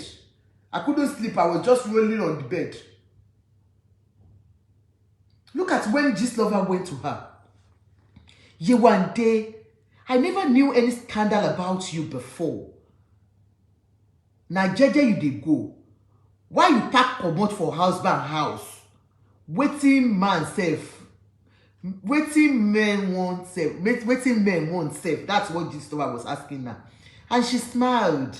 And she said, and he said, I know it can be painful. Sticking with a guy, not messing around, and it still goes about cheating. When we know that in that industry, cheating is the order of the day, even between the man and the woman. It's the norm among the ladies. But this Yewande has never done it. That's what Gistlover is saying to her. Why now? Gistlover said, this one got me, you know. And she was still smiling. She didn't want to say anything. Why you come out for house? She smiled again. She said, I did not pack out of my matrimonial home. He left me. How painful can that be, Mr. Abiodun? Why did you leave her? Mr. Abiodun, why did you leave her? Please, anybody that knows our number, please, let's pin it there. Why did you leave her, Mr. Abiodun? And Gistlover said, no, you did. You left him. Now, I'll tell you they leave now. You, they lied to me. This is sad. And she said, no, my husband left me. It's painful enough. Why would anyone decide to twist the story? She said people are twisting the story that she left the man, but rather the man left her. And Gistlover said, but you're in the hotel. I'm in my father's house, she said. You still probably be in the house or more, this one, She said it's 10 minutes away from my matrimonial home. Only 10 minutes to her matrimonial home. She just packed and went into an hotel just to get her sanity back. My shoe. She said, I was 100% loyal to that man. He was the one that disvirgined me. This lover said, me, I know, because now me they do amebo. If you don't do any rubbish, I will have known. I was asking him to love me for real. A woman is asking you to love her for real. Come on, who are you? Are you Dangote? A woman asking you to love her for real. Who are you? Are you Otedola? What's wrong with you, this man? Treat me with respect. She was begging him to treat her with respect. Not by going around disgracing me. I don't think men know how disgraceful this can be. When the young ones in the industry will be laughing at you and say, oh, there, Mumu, be staying there at home. Your man is everywhere. And say, oh, there. Do you know how painful it is? Or when your husband is being rubbished while you're there, you can hear them saying, Yewande Abiodun, oh, woman toasting me. Only dots in here. How do you feel if it is the other way around? I don't know how you think women don't have blood running in our veins. You are disgracing your wife by going about chasing girls all about if you don't know. You are portraying that home to be imperfect. Whichever way you think about it. Hey man, if it's or because you slept with them.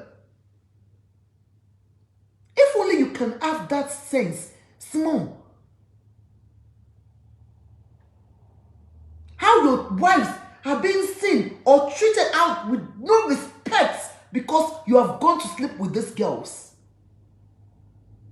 She said, I almost went mad though. Thank God for God. Therapy and my family. It broke me to pieces. Yewande said, I almost went mad though.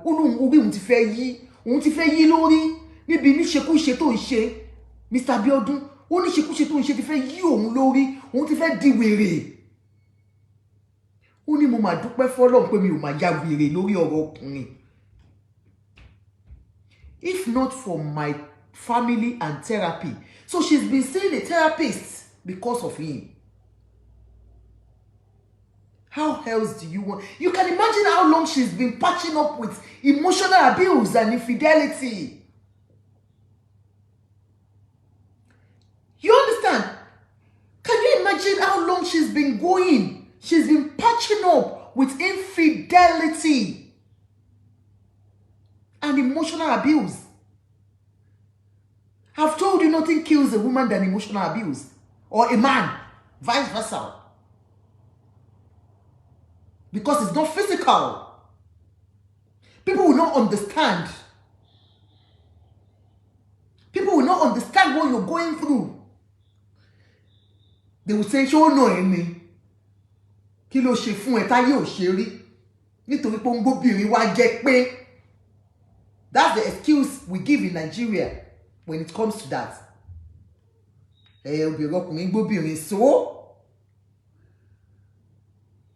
Do you know how many nights this lady will have kept awake without sleeping and crying?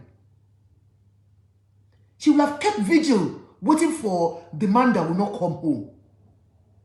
How killing is that alone? Fúnmi Abíóyè ẹ ṣeun jàre. Ẹ ṣeun. How killing is that? that? Do you know how long this girl has, packed this rubbish up that we call marriage, that we call relationship, because of what people will say, because of what you and I will say, because we are going to judge her being an actress. Even at this, they still said she was the one that packed out of the house because of the name they all have.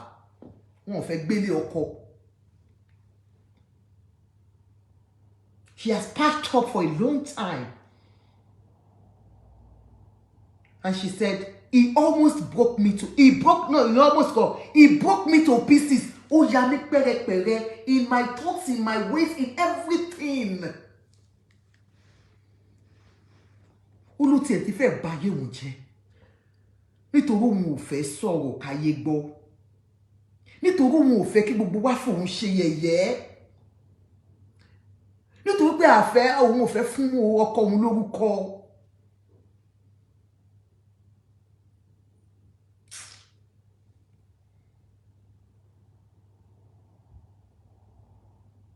But the issue is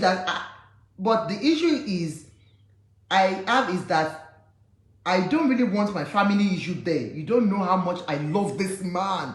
Shit. She's still saying, you don't know how much I love this man. Ọlọ́run ọba, may God Almighty restore love into your heart. Yewande, that love you have for that man is the love you should have for yourself and your children. He obviously does not love you. Benny. On Instagram, the man is just asking ladies out anyhow, especially on Instagram. Imagine the height of disrespect to his wife. Screenshot being flying out since morning. The man is heartless.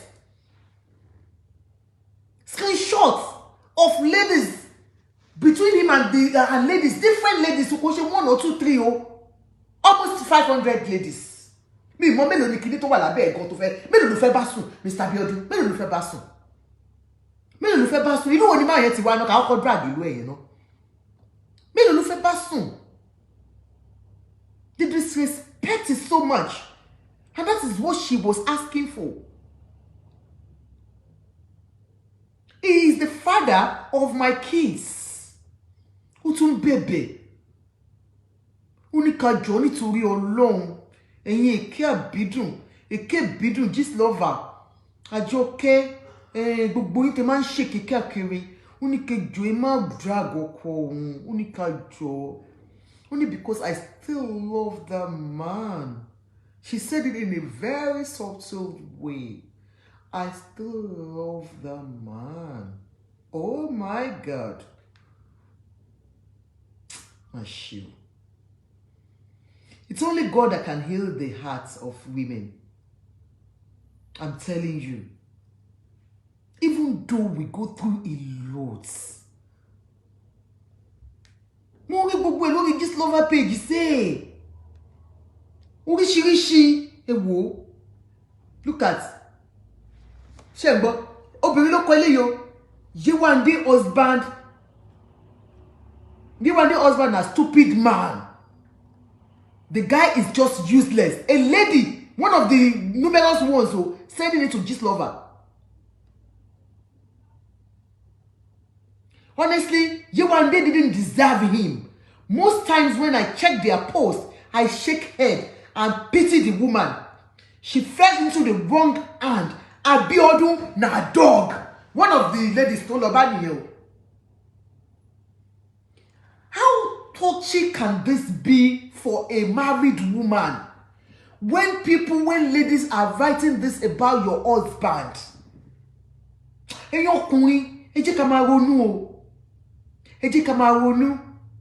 It's a wake up call for you. Think about the fact that you have children, girls' children too. How touchy can this be? How disrespectful can this be? One of your victims said, honestly, Yewande didn't deserve him. Most times when I check their posts, I shake head and pity the woman. She fell into the wrong hand.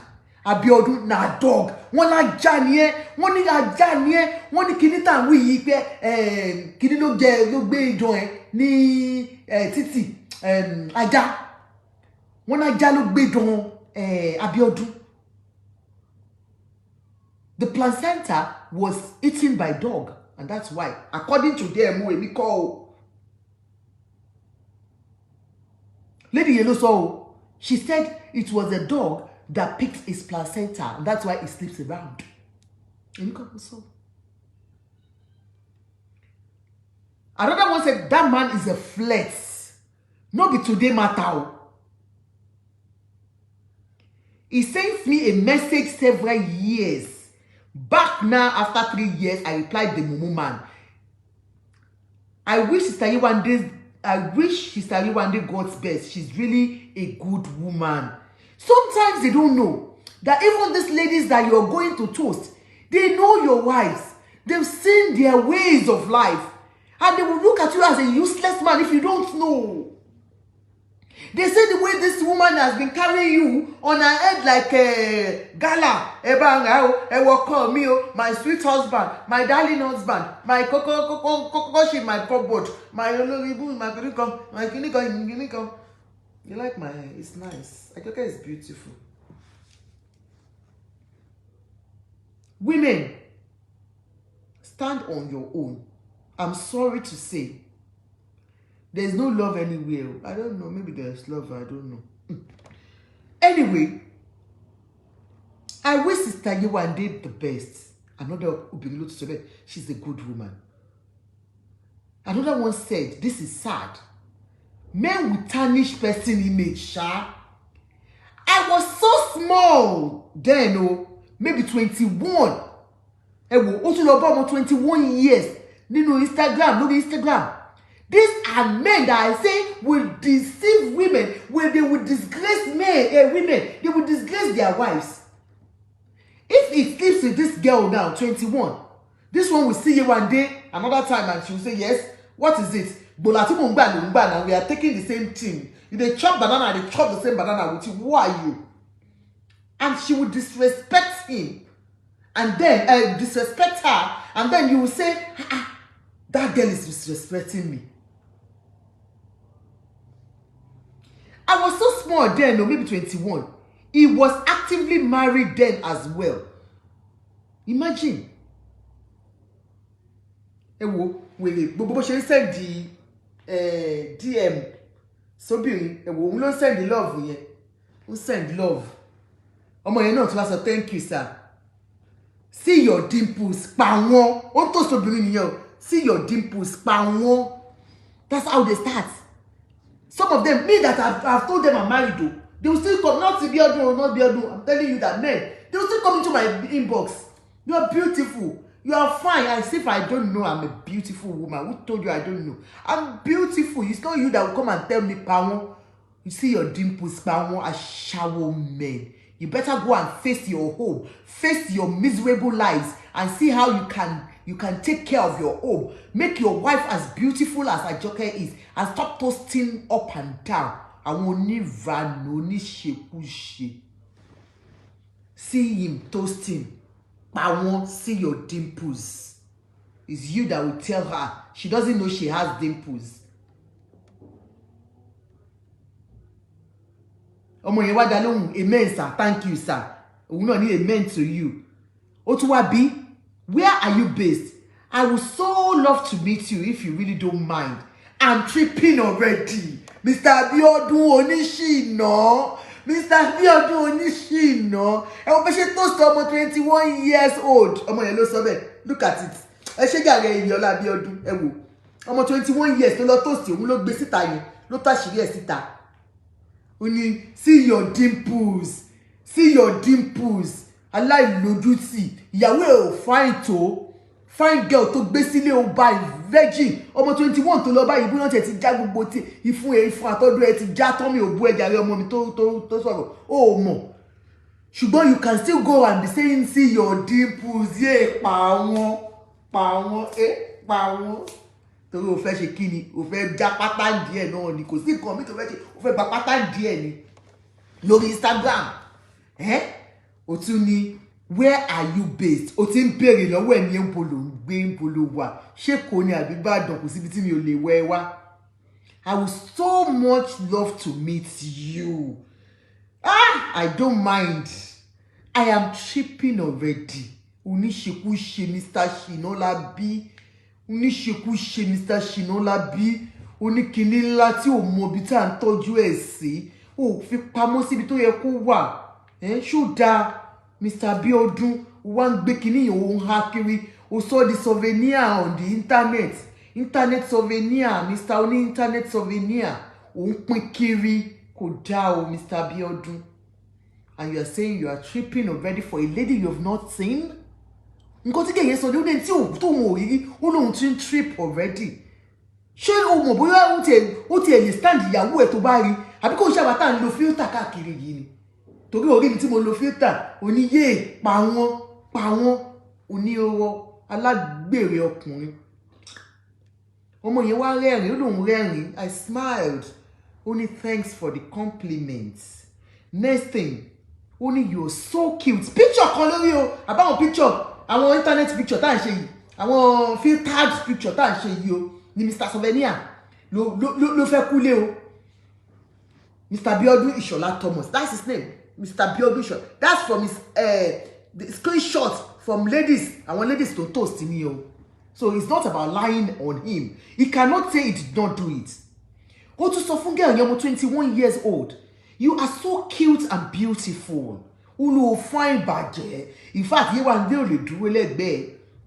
I am still tripping for you. Àní mo fẹ́ ṣubú nítorí tiẹ̀. Àní nítorí tiẹ̀ ṣe ọmọ ìwọ ló fine tó yìí ẹ̀lẹ̀ ní ẹ̀ o. Remain blessed and be good always. Mr. Onishino, báwo ló ṣe mọ̀ pé good tẹ́lẹ̀? Alẹ́ ẹ̀ lè fi ṣìnà sílẹ̀. I shout somebody. Only you're so cute and beautiful. I'm still tripping for you. Remain blessed and be good always. You are so cute and beautiful. I'm still tripping for you. Remain. Oh, kwata ẹ̀mẹ́jọ. Ẹ wo ọkùnrin oníṣìnà. Ẹ wo ọkùnrin oníṣìnà. Ó dẹ̀ gbéyàwó sínú ilé. Ó tún wò bá ní why so cute. I am tripping o.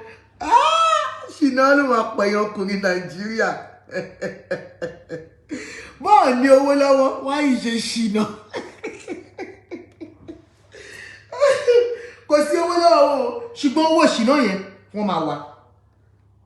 Going to a 21-year-old girl inbox to DM her that you're tripping for her, that you cannot sleep, that you are on the bed, you are rolling, your eyes cannot catch sleep.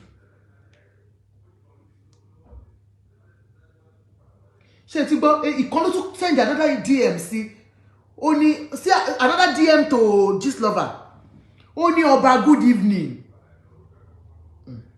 19 hours ago ọba good evening God bless you àṣìfẹ́ ni bọ̀bọ̀ yẹn o another girlfriend another person another toaster tó tún toast lélẹ́yìí o ó ní àṣìfẹ́ ni bọ̀bọ̀ yẹn o he always asks me to clear our conversations ibi tí bọ̀dá yẹn mo ṣìnà dé ó máa tún máa bẹ ọmọ àwọn girls yẹn pé please clear your conversation please you know if not I for still get Igbola pictures can you imagine if not I for still get Igbola pictures so he sends his private parts to these girls.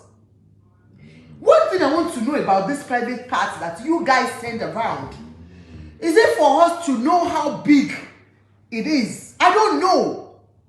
It irritates any woman. To me, it irritates me when I see you sending your bola. What do I want to do with it? What do I want to do with your bola that you are sending up and down? You are a married man, for Christ's sake. You are sending your private part to girls that you have not even known. You don't even know. Just to let them know that that size is big. Mr. Abiodun, we heard that that size is big. I was showing everybody, they thought I was lying. They said it's big. Why showing it all around? This is somebody that said you showed it, you sent it to her. Somebody you have not met.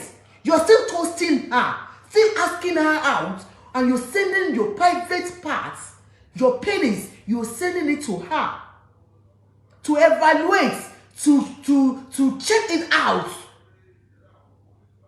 Because you are an explorer and she is an explorer too, to explore it and see how it is.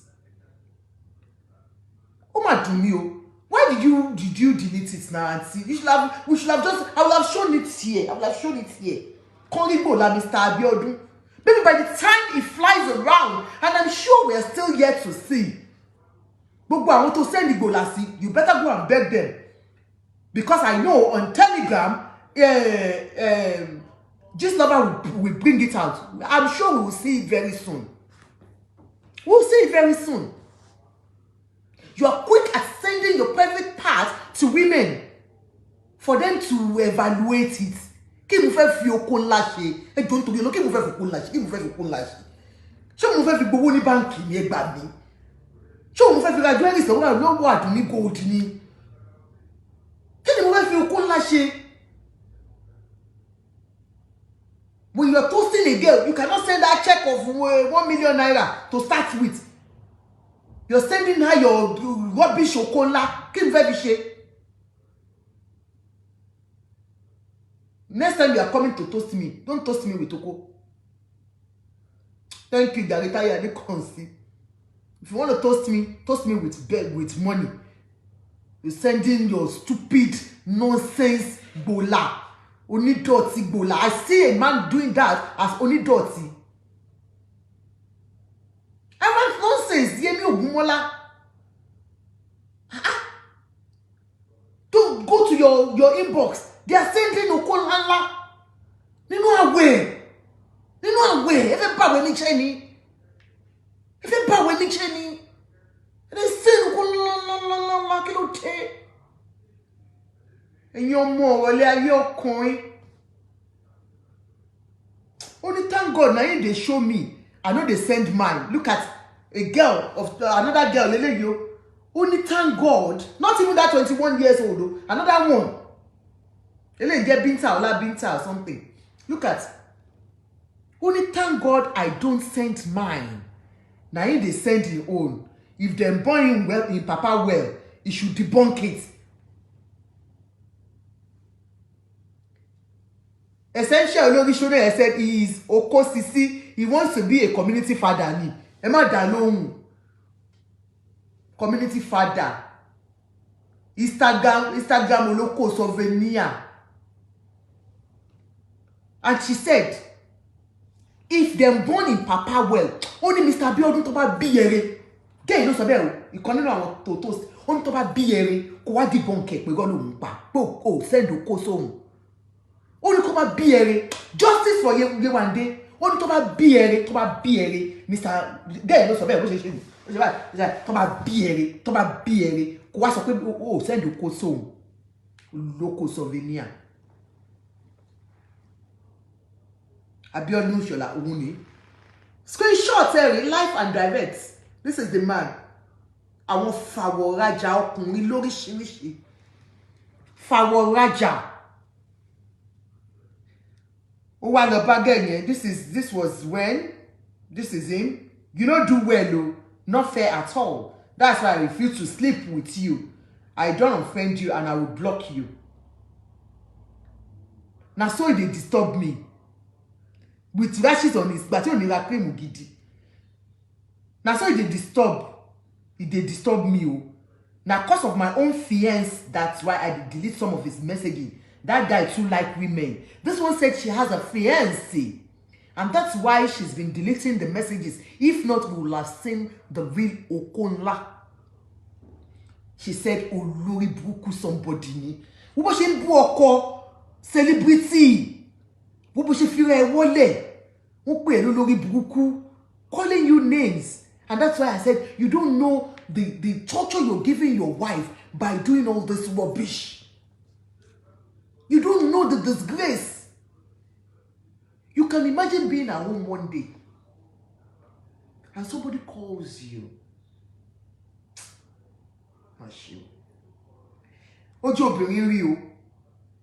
You can imagine being at home one day and somebody calls you and say, Mother, I want to report your useless husband. And you're like, what? Hello, ma. Is you I'm talking to? Is that not Auntie Ajoke?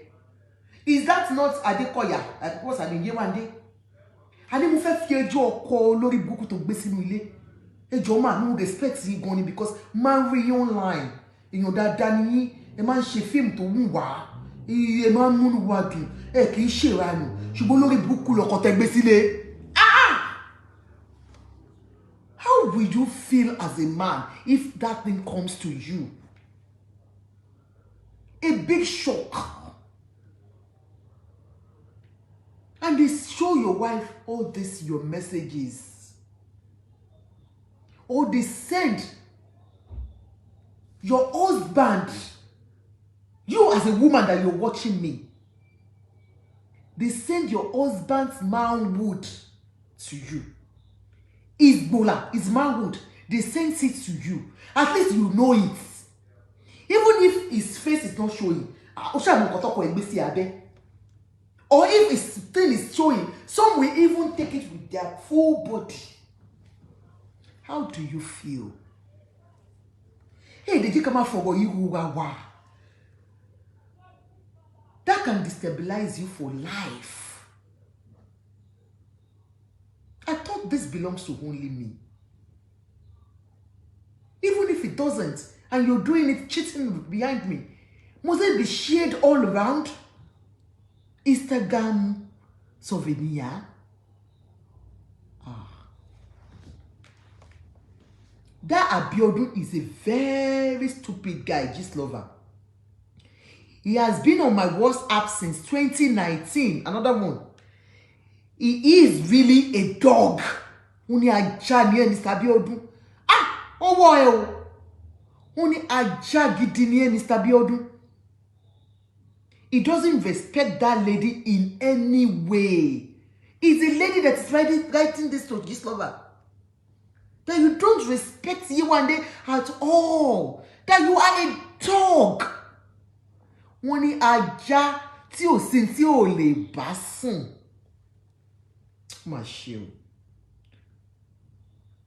Ṣé o ti wá show gbogbo àwọn screenshots your discussion with a lady. I know they reply him again. Cause now until Yewande I pity. Ma ṣe o. Lady said they are not replying him because of Yewande. They are not replying you. I'm talking to you. You, Mr. What's his name again? Mr. Abiodun. Thomas Abiodun. Ogoles Abiodun. Oloko souvenir on Instagram. They say they don't respect you. They don't even listen. They don't even answer you anymore. Because they have seen you. They have seen you as a nuisance. What you read as a nuisance on Instagram.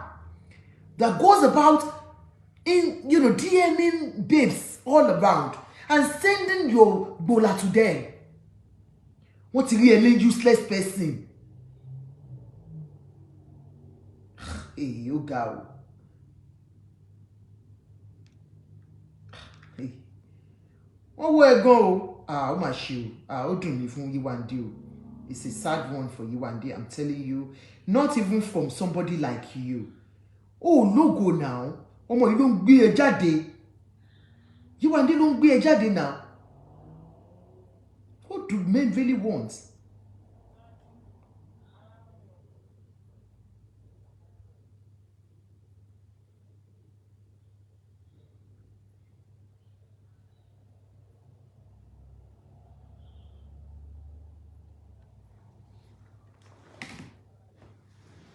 Let's talk to ourselves.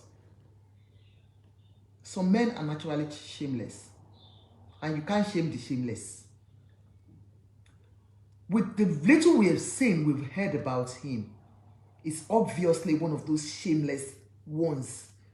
You know I don't abuse. But I'll tell him the truth. He's sharing his manhood as if you're sharing souvenir.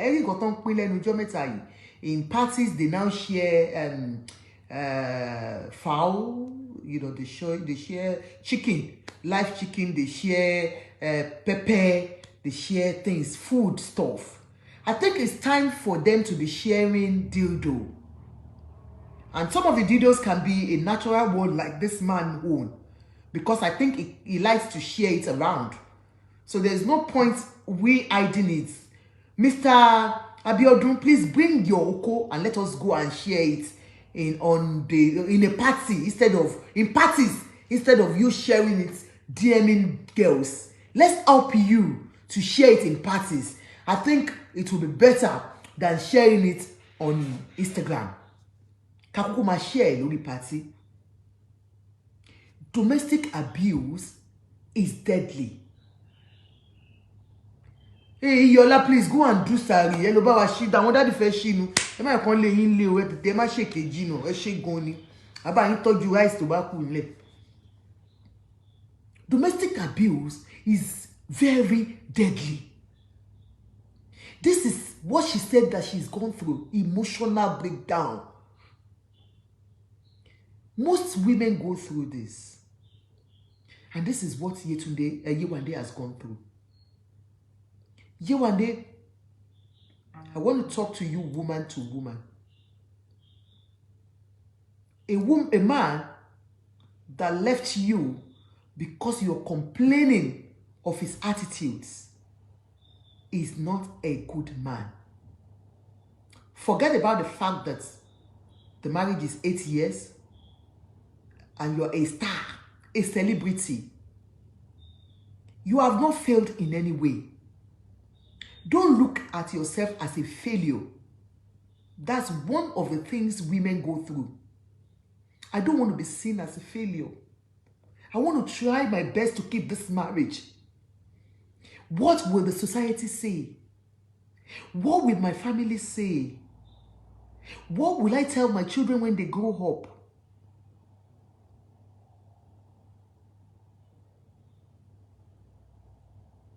It's a rope that surrounds a woman, that ties you into that abusive relationship. That rope is the one, Yewande, I want you to cut. Get the scissors and cut that rope.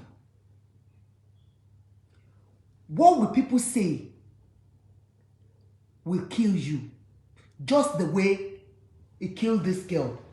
What's her name, please? Osinachi. I'm a celebrity. We kill you the way Osinachi died. If you don't run away from abusive relationship, every one of us.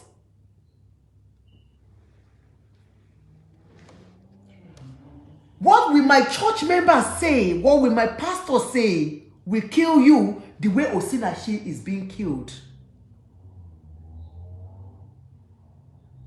My shield. Yewande, God has blessed you. In fact, you made me know your husband. Even though I've been in your industry before. I've never heard his name. I've never known him. He was never known by any way. Me see him. Sorry to say, sir. I do not know him.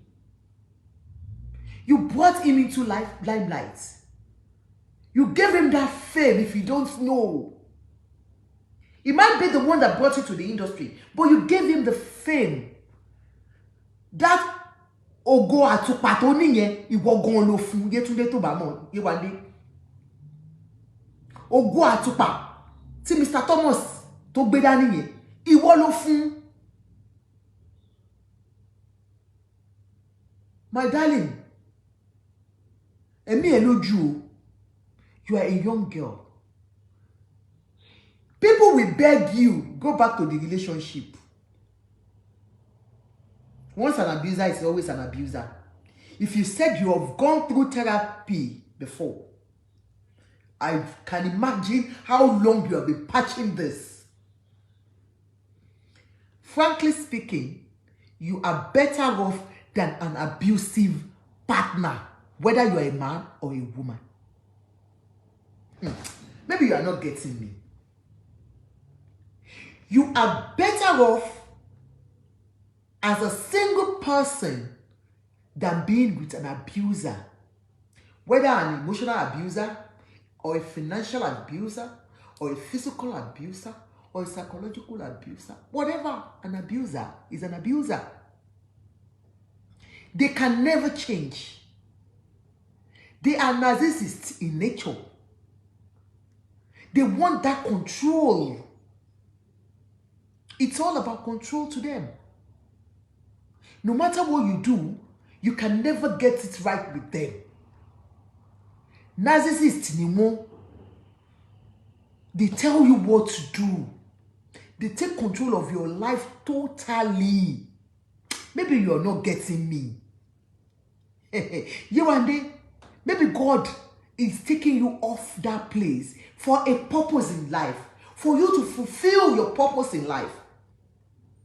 Which is to take care of your children. To be happy in life. To have your life to yourself and your children. Bóyá sì tó kúrò lọ́dọ̀ ẹ̀ lògo ẹ fẹ́ búyọ. Maybe you are not getting me. Oh my God. Bóyá sì tó kúrò lọ́dọ̀ ẹ̀ lògo ẹ fẹ́ búyọ. I want us to go to something. I will bring Iyabo Ojo into this. You might not like Iyabo Ojo or whatever, but she said something. She got married, and on her wedding night, the man told her, "I don't love you."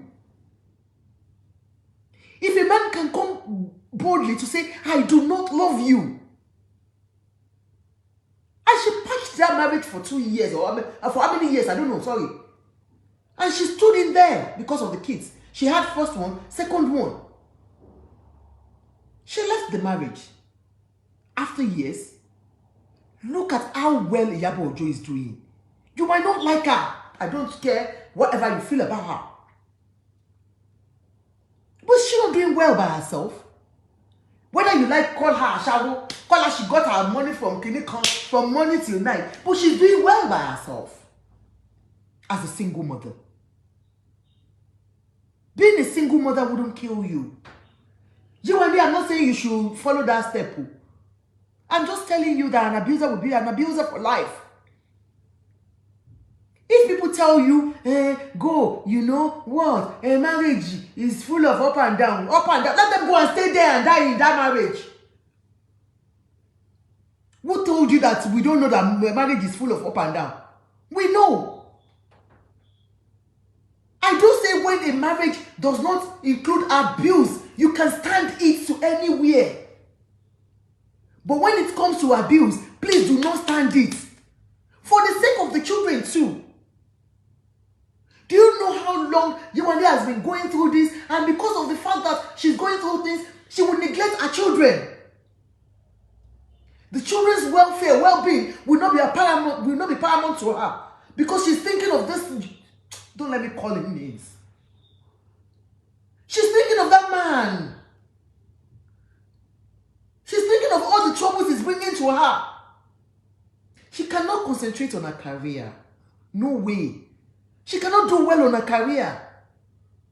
She cannot do well with the family, responsibility of being a mother.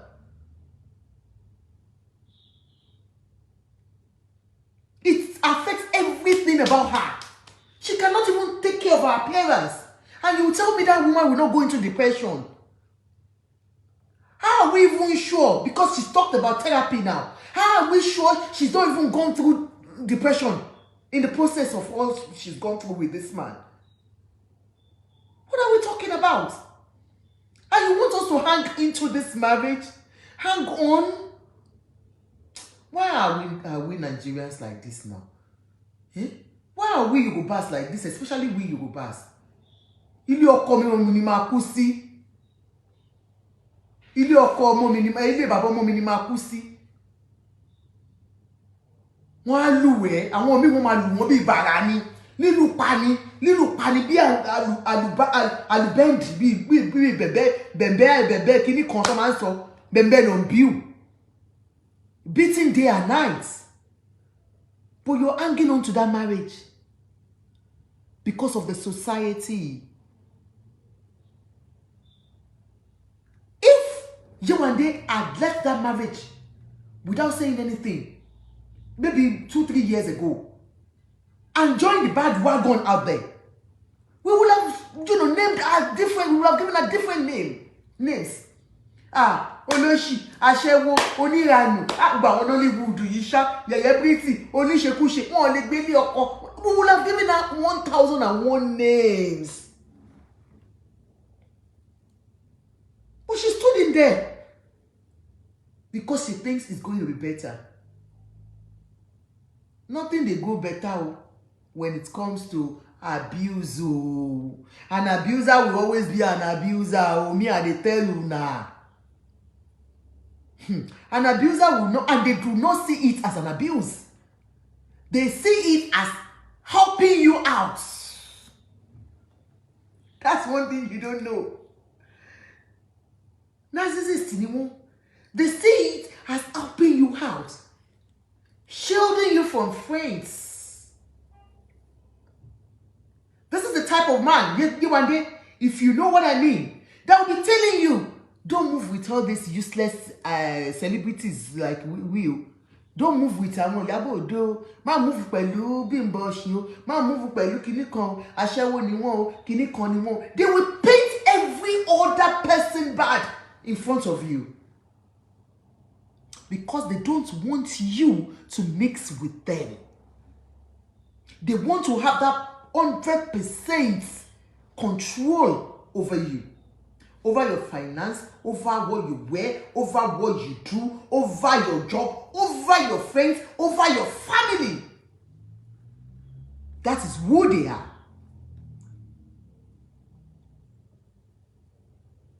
An abuser will always be an abuser.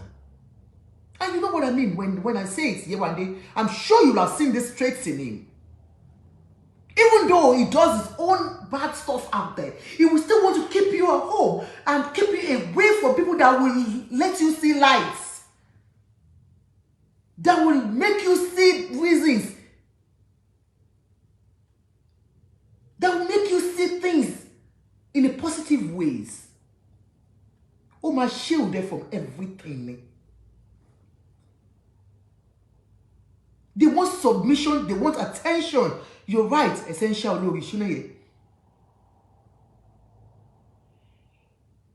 they will make it look like, look, without me in your life is finished. Yewande. Go back to what I'm saying and look at your relationship with this man.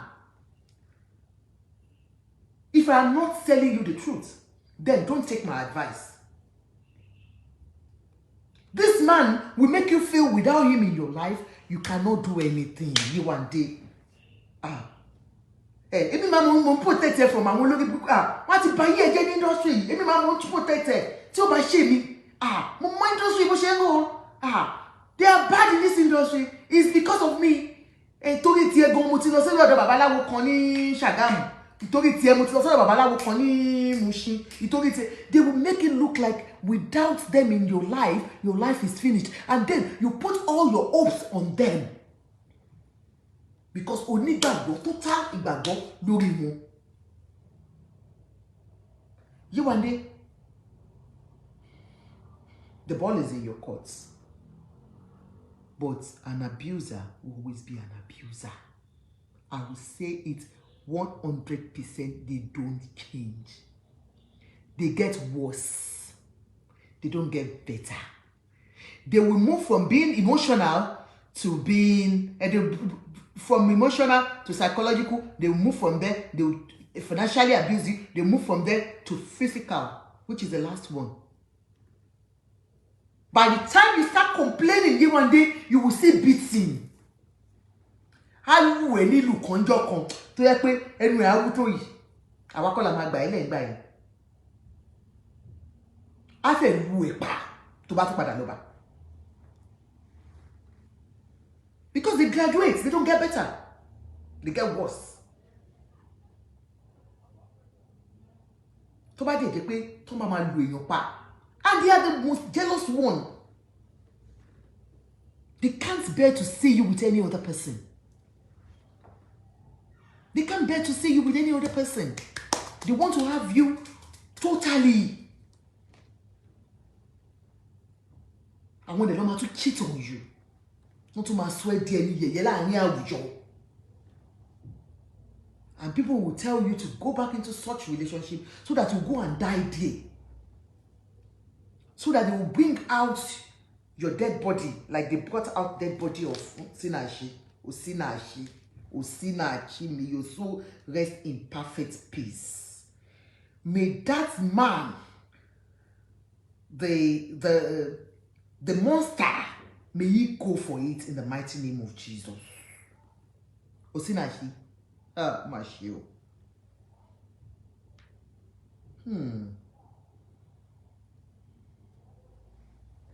I wish you all the best. You are too decent. Yewande Adekoya Abiodun. I'm dedicating this first part to you. I love you so much because you have shown poise. You have shown class. You have shown elegance. In everything you do, you are a raw talent. I love you with my heart. You have shown us how to bring a home together. We have never seen you out there with scandals. You have shown scandal-free celebrity life. Unfortunately, the good ones are the ones that are getting the bad boys. This man is too dirty for you. Ọlọ́run abẹ́ wo àwọn ọmọ ẹ̀. Lágbára Ọlọ́run ọba, ògo ẹ̀ yìí á wá tàn. Á tàn á di ògo àgbáyé. Lágbára Ọlọ́run. Bí ògo àwọn Fúnkẹ́ Akíndélé ṣe tàn, tí á tàn jù bẹ́ẹ̀ lọ. Lágbára Ọlọ́run. Lẹ́yìn marriage tí ọkọ, you said he worked out on you o. Ọlọ́run fẹ́ kí ìbànújẹ́ work out on you ni. Kí wàhálà alẹ́ ayé kó work out on you ni. Kí ìdààmú kó work out on you ni. Kí ògo candle kó work out on you ni. Kí ògo àgbáyé ẹ̀ kó lè dìde. Gbogbo àwa abiyamọ wa ń sọ pé ògo àgbáyé ni ẹ́ ò ní dògo less. Biti Mr. Abiodun. God has seen your heart. God has seen how you've been with this man. And we, the spectators, we've seen how you've been. Okay? And that's why we respect you. And we're shocked to the bone marrow when we heard about this. We felt bad. We know. It couldn't have been. No. Not Yewande. No. Ṣé pé àwọn tó tún dá wọ́n tún máa ń wọ́kọ̀ olórí kìíní tá à ń sọ yìí ni. God will fight for you. You've seen that even God is already fighting for you. Bí ojú ṣe ń ti Mr. Abiodun, bí wọ́n ṣe ń gbé story wọn káàkiri. Ayi máa gbọ́ a lot. Ṣèbá wa àwọn èké ìbínú àwa lórí ìjókòó. Ẹ̀rí gbogbo screenshots àwọn obìnrin lóríṣiríṣi tí máa yìí ti máa lọ bá lórí inbox. Ìbá ṣìírí ẹ̀ ṣe ń tú. Our hearts are broken because we love you so much. But God knows why this is happening to you. Because I know pé òkè tó ń gùn yìí, òkè ayọ̀ ni. Màá wá bá ẹ yọ̀. Ma wá bẹ̀ dúpẹ́ láìpẹ́ láì jìnnà. Ẹni bí ọkùnrin. Because you said you still love this man, Sha. I hope you will transfer that love to your children. I hope you will transfer that love to self-love. I'm telling you, I hope you will transfer that love to self-love. Love yourself first. I love myself first before any man. And I love my children so much. Transfer that love to your children. Transfer it to yourself.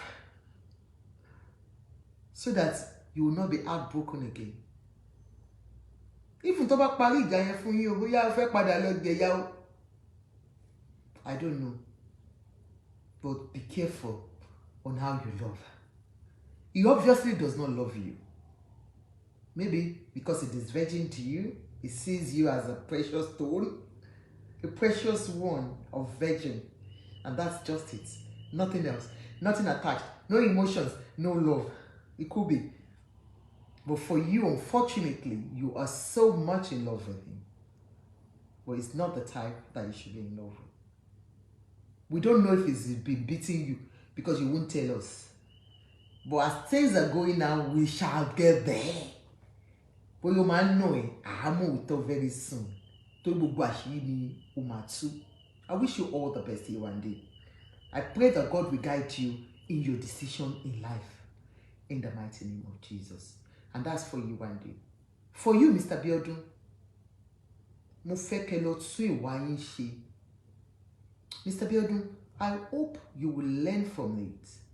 If you want to beg your wife sincerely and go back and reconsider yourself, if you have a mental problem that makes you go to all these girls' inboxes, Mr. Man, go and take care of yourself. If you have a problem, please deal with it. Because kò ń ṣojú lásán, ó dà pé wọ́n ti gbé ìdán yín lọ ni. Ẹ lọ tọ́jú ara yín, go and take care of yourself. You need it, Mr. Abiodun. You have lost a precious stone. You have lost a wife. You have lost a mother. You have lost all that you have worked for. If Yewande goes. Because by the time you see her up there, how do it? Whoever that is making you, that is shacking you now, that babe that is shacking you, will leave you because your go will go down. Definitely. Mi ò ṣépè fún ẹ o, tó abiyamọ ni mí. Abiyamọ kì í ṣépè, Àjọkẹ́ má ṣépè. Ó mọ̀ pé mi ò ṣépè. Ṣùgbọ́n nǹkan tó ń lo, the girls that you are running after, they will not be there for you. By that time, when you see Yewande up there, you can see she's still saying, I still love that man. You will hear her say, I wish I had known long ago that I was in a wrong relationship. You can imagine when the woman says that. Hey! That's what I pray for Yewande, that one day she will look and say, had I known, I would have left him a long time. Because you are not treating her well. You took advantage of her gentility, of her humbleness, of her obedience to you. You took advantage of it. You mismanaged the love she has for you. And she's gone now. You're gone, to meet whoever you've gone to meet. Mo fẹ́ kí, for you, Mr. Abiodun jẹ́ ìsọ Yorùbá, mo fẹ́ kó lọ tún ìwà rẹ̀ pa. Torí á dùn mí lọ́jọ́ iwájú tó bá ń rí Yewande lókè níbi tó ti lè bá mú. Ó máa dùn yàn o. Ó máa dùn yàn. Wípé wọ́n dẹ̀ sọ fún mi mi ò gbọ́ o. Àwọn pẹpẹ yóyò mo lọ bá ń gbà yẹn o. Àwọn àtùpà pálọ̀ mo lọ bá bí tèmi o. Ṣùgbọ́n owó náà ń bóra. Àbí àwọn tó ń bóra kan ló ń tàn ẹ̀. Ó máa ṣe o. I wish both of you all the best. Bàbá ṣe ń gbọ́ gist wọn àtúmọ̀ àgbè wá. On that note, on Yewande's one, òun ni mo sọ yẹn. Now let's go to the second one, which is still on domestic abuse. Osinachi, the gospel music singer. Osinachi, the lady died. Unfortunately, she died of beating. She died as a result of some bones being broken, as alleged, of beating by her husband. Osinachi was a gospel singer that we know. Unfortunately, we just heard of her deaths. All of a sudden, just like that, they said she died of throat cancer. But the truth has come out. Everybody told me Osinachi said she's been going through domestic abuse again. Ladies, I've said it. It's either you are going through domestic abuse, you're going through one form of abuse or the other. Whichever one you're going through. Do not let's be deceived. This one, they have roped it to pastors. which I am disagreeing 100% as a woman. Of course, because of the fact that she was a gospel singer and she was one of the forefront, worker in the church, everybody said she's been going through this and she's been telling friends, church members, everyone that was close to her about the relationship, what she was going through with her husband. They said the man was in charge of everything. Like I said on the first part, a narcissist will be in charge of everything. It's about control to them. They want to control your resources. He was controlling her resources. He was her manager. You know, she was a gospel singer. He was the one in charge of all bookings, according to the friends. Mr. whoever it was, Mr. Olipun Labai, he doesn't even look well. Sorry, I don't like abusing men, but this man doesn't look well. He looks like an abuser. They will say, how do I know an abuser? So they can refer to Mr. Yewande Adekoya.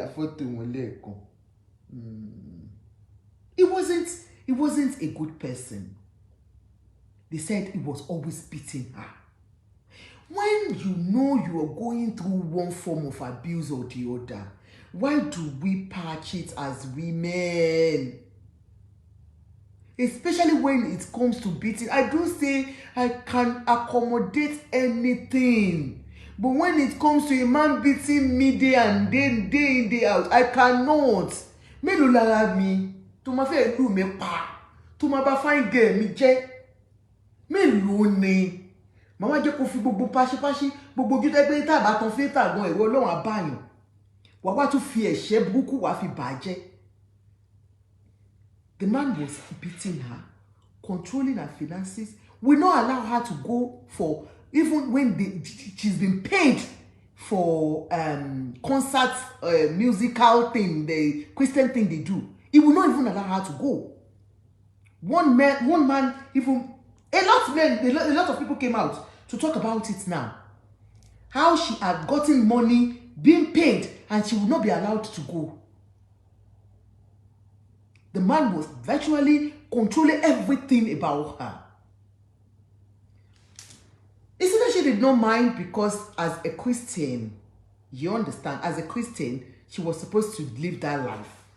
You know the way mommy church, our pastor's wives, or you that you are a church member, there are ways people perceive you to be and what they will expect to see from you. It is we that will judge. The church will judge. The church members will judge when you talk. They said she has made complaints to church. She has made complaints to friends. And they've called the man on several occasions to talk to him. And they will say he will change. According to reports, they said the man will tie her down. Will tie her. He will beat her with the children. They will start beating Osinachi. Whatever that means, I don't know. How can you even beat your mother, the children? So that is a little bit something I cannot comprehend. So she went through this. Good evening, Ma Kelly Shola, you're welcome. She went through beating from her husband and children.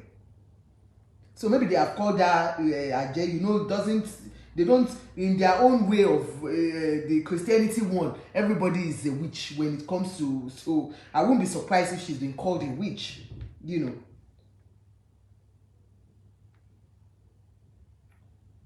She was always being beaten. One of her friends wrote, so that unreasonable human being finally put off a shining light. Gospel artist Frank Edwards was the one that said that.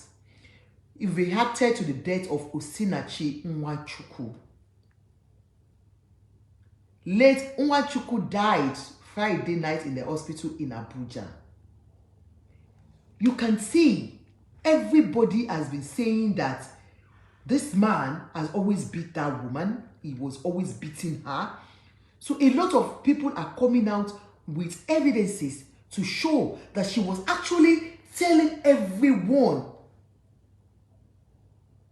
This is physical and emotional torture. Yeah. She was already telling everybody. What I want to bring on this Osinachi's date is this. If a woman like me comes to me to tell me about beating in her home by her husband, I cannot tell you to leave your husband. The onus is on me to divert it to the right authority that will support you in getting the right support. Are you getting me? People are blaming the family, they are blaming the friends, they are blaming the pastor. No pastor on earth will tell you to leave your husband or leave your wife. It's impossible. I know they've said it that why can't a pastor tell the woman to leave when he knows she's going through? No pastor will tell you to leave your husband. Biblically, they will always bring out some things that, okay, look, we can pray over it, we can do this. But you as a woman, don't be deceived. Do not be deceived. Don't say because my pastor says I should stay and you will stay in an abusive marriage because of pastor. Or because of what the world will say, what the society will say, what the church will say, because you're a gospel singer. What? Before you became a gospel singer, you were human. A man will beat you today, beat you tomorrow, beat you anything is beating basketballs, and you are there. All in the name of religion. All in the name of what will society say. It's high time we all woke up from this thing called society. And tongue wagging. Who cares? I will do what pays me. What I think is right for me. What I think will help my mental health. I will do it. Not what the society will say.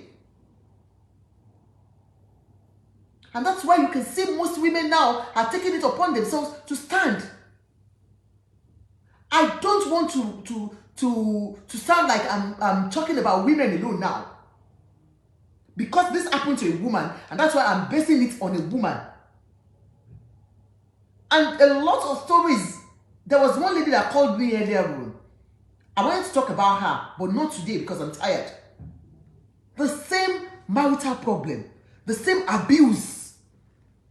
Not marital problem, abuse. Pure emotional abuse and psychological abuse that woman is going through in that home. But she cannot leave. Because the family members are calling her every day. What you want anything won't she? This thing called abuse can be a woman or man. It can happen to anybody. A lot of men too are going through it. They cannot say it because it's a shame for you to come out to say, yeah, I'm being abused by my wife. Mostly emotional abuse for men.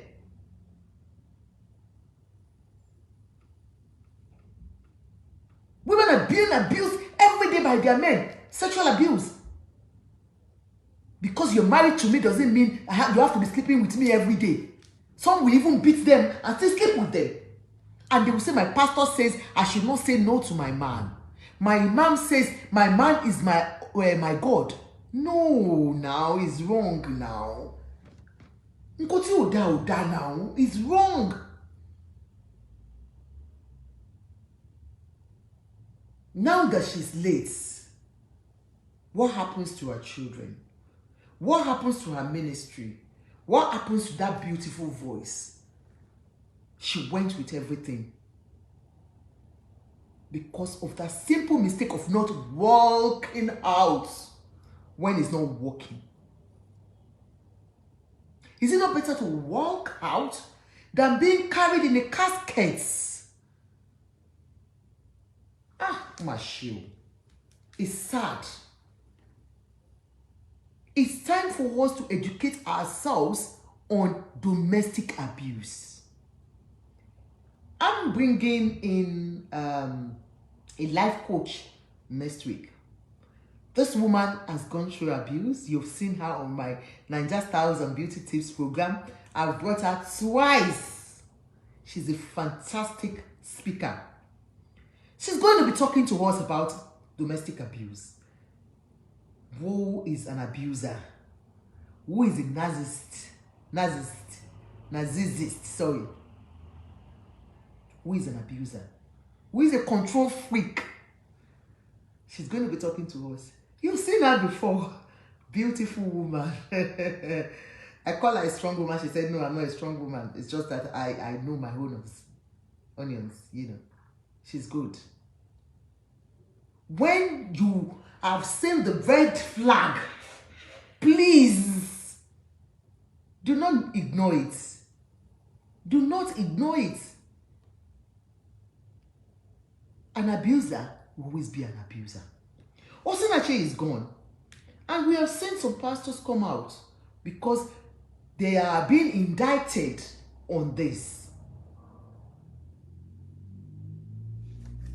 They are being indicted on this, that, you know, of course, àwọn ni wọn jẹ́ kí àwọn èèyàn máa sòótọ́. Àwọn náà jẹ́ kí àwọn èèyàn máa sòótọ́. Look at. Online, and I saw the story of this lady. That's Pastor Mrs. What's her name? And the woman in me, the mother in me, the big sister in me, jumped Adeyemo or somebody. What's her name again? On this call. Thank you. You can hear me. Thank you. And that's what I want us to quickly talk about. I want us to listen to this, please. I've never met this lady. Thank you, everybody. Good evening. I want us to, please. I really, really want to employ us to watch this while I get a cup of tea. You know, like, you know, Ajoke will always get a cup of tea. I really, really want us to, because this is a pastor's wife, and we know her. Funke Adeyemo or Adejumo, sorry, Funke Adejumo. You know her, that popular Adejumo. Thank you. That popular woman, Tomati, Kiloko, Kinilo Gekati, Modada, that the freeze took with Auntie Funke, Auntie Funke. That boy is not loyal. Auntie Funke, Adejumo Funke, yes. You know, so she was the one, you know, she talked about it, and I really want us to listen to her. Lady Archie that just died. You know, she talks about marriages, the woman in me, the mother in me, the big sister in me jumped on this call. I'm going to get myself a cup of tea. Thank you. You can hear me. Thank you. And that's what I want us to quickly talk about. Now, I've never met this lady. Thank you, everybody. Good evening. I'm sending love back to you. Thank you so very much. I said I just finished preaching, and I checked online, and I found the story of this lady that composed Ekueme, You Are the Living God. That song was a hit. That song blessed many us, and it's still blessing us. And while I was on NHN's page, I saw that she died in an abusive relationship. What? Ladies and gentlemen, thank you, everybody. Please know that I'm reading your comments, and I'm grateful for all the positive energy you're sending to me. Thank you. I just want to reiterate the fact that marriage is not what completes you as a person. There may be pastors and imams that will disagree, but it does not matter. I base my life on the Bible. God is very interested in you. Your marriage relationship and any other relationship is secondary. You are first a human being before you are a wife, before you are a husband, before you are a child, before you are a Christian, before you are anything. You come first. Please don't confuse religion and spirituality. I do not care who told you to stay in an abusive relationship and die there and be praying and be fasting. It is folly. It is foolishness. Don't allow anybody make you stay in an abusive relationship. Please, I'm happy if this is true that the man has been arrested. We are all waiting eagerly to see him behind the bars. Yes, I said that. We are waiting to see him behind the bars. All of us are waiting. You touch one of us, you have touched all of us. It is sheer wickedness to abuse a fellow human being that has given you 4 children, even if she has not given you any child. Can you imagine? I'm speaking to you, ladies and gentlemen. Close one eye in prayer, open the other one in being security conscious. That's it. Mama, good person. Please, somebody slapped you while you are dating the person. The person will kill you after marriage. That is it. Somebody is abusing you psychologically, emotionally, while you are dating the person. And you still want to go into marriage? Because culture makes you feel that if you are not married, you are not complete. Lies. Blatant lie from hell. That's it. Love yourself. You are primary to you. Thank God I'm not the only other one. relationship is secondary. Wow. Your pastor, your imam, your jeep. Well, did I not say that? Love yourself first. Self-love first before any self-love first. Love yourself. Woo! Because of culture. Okay, and church. Or your bishop, your founder, your babalawo, in case you have a relationship with one babalawo somewhere. Whoever is a spiritual authority over your life comes secondary. Secondary. Quote me. Thank you, ma. Let anybody tell you that because that person is your pastor, you must stay in an abusive relationship. The man is beating you and then you just... The Bible says in Proverbs chapter 4, you know that one. Wisdom is the principal thing. Therefore, get wisdom. And with all thy getting, get understanding. It's there in Proverbs 4:7. Get understanding. They say love is blind. I always tell you that love may be blind, but marriage is the eye-opener. Let me analyze a few things and then I'll make 1 or 2 of you. I'll let you, share your opinion with me.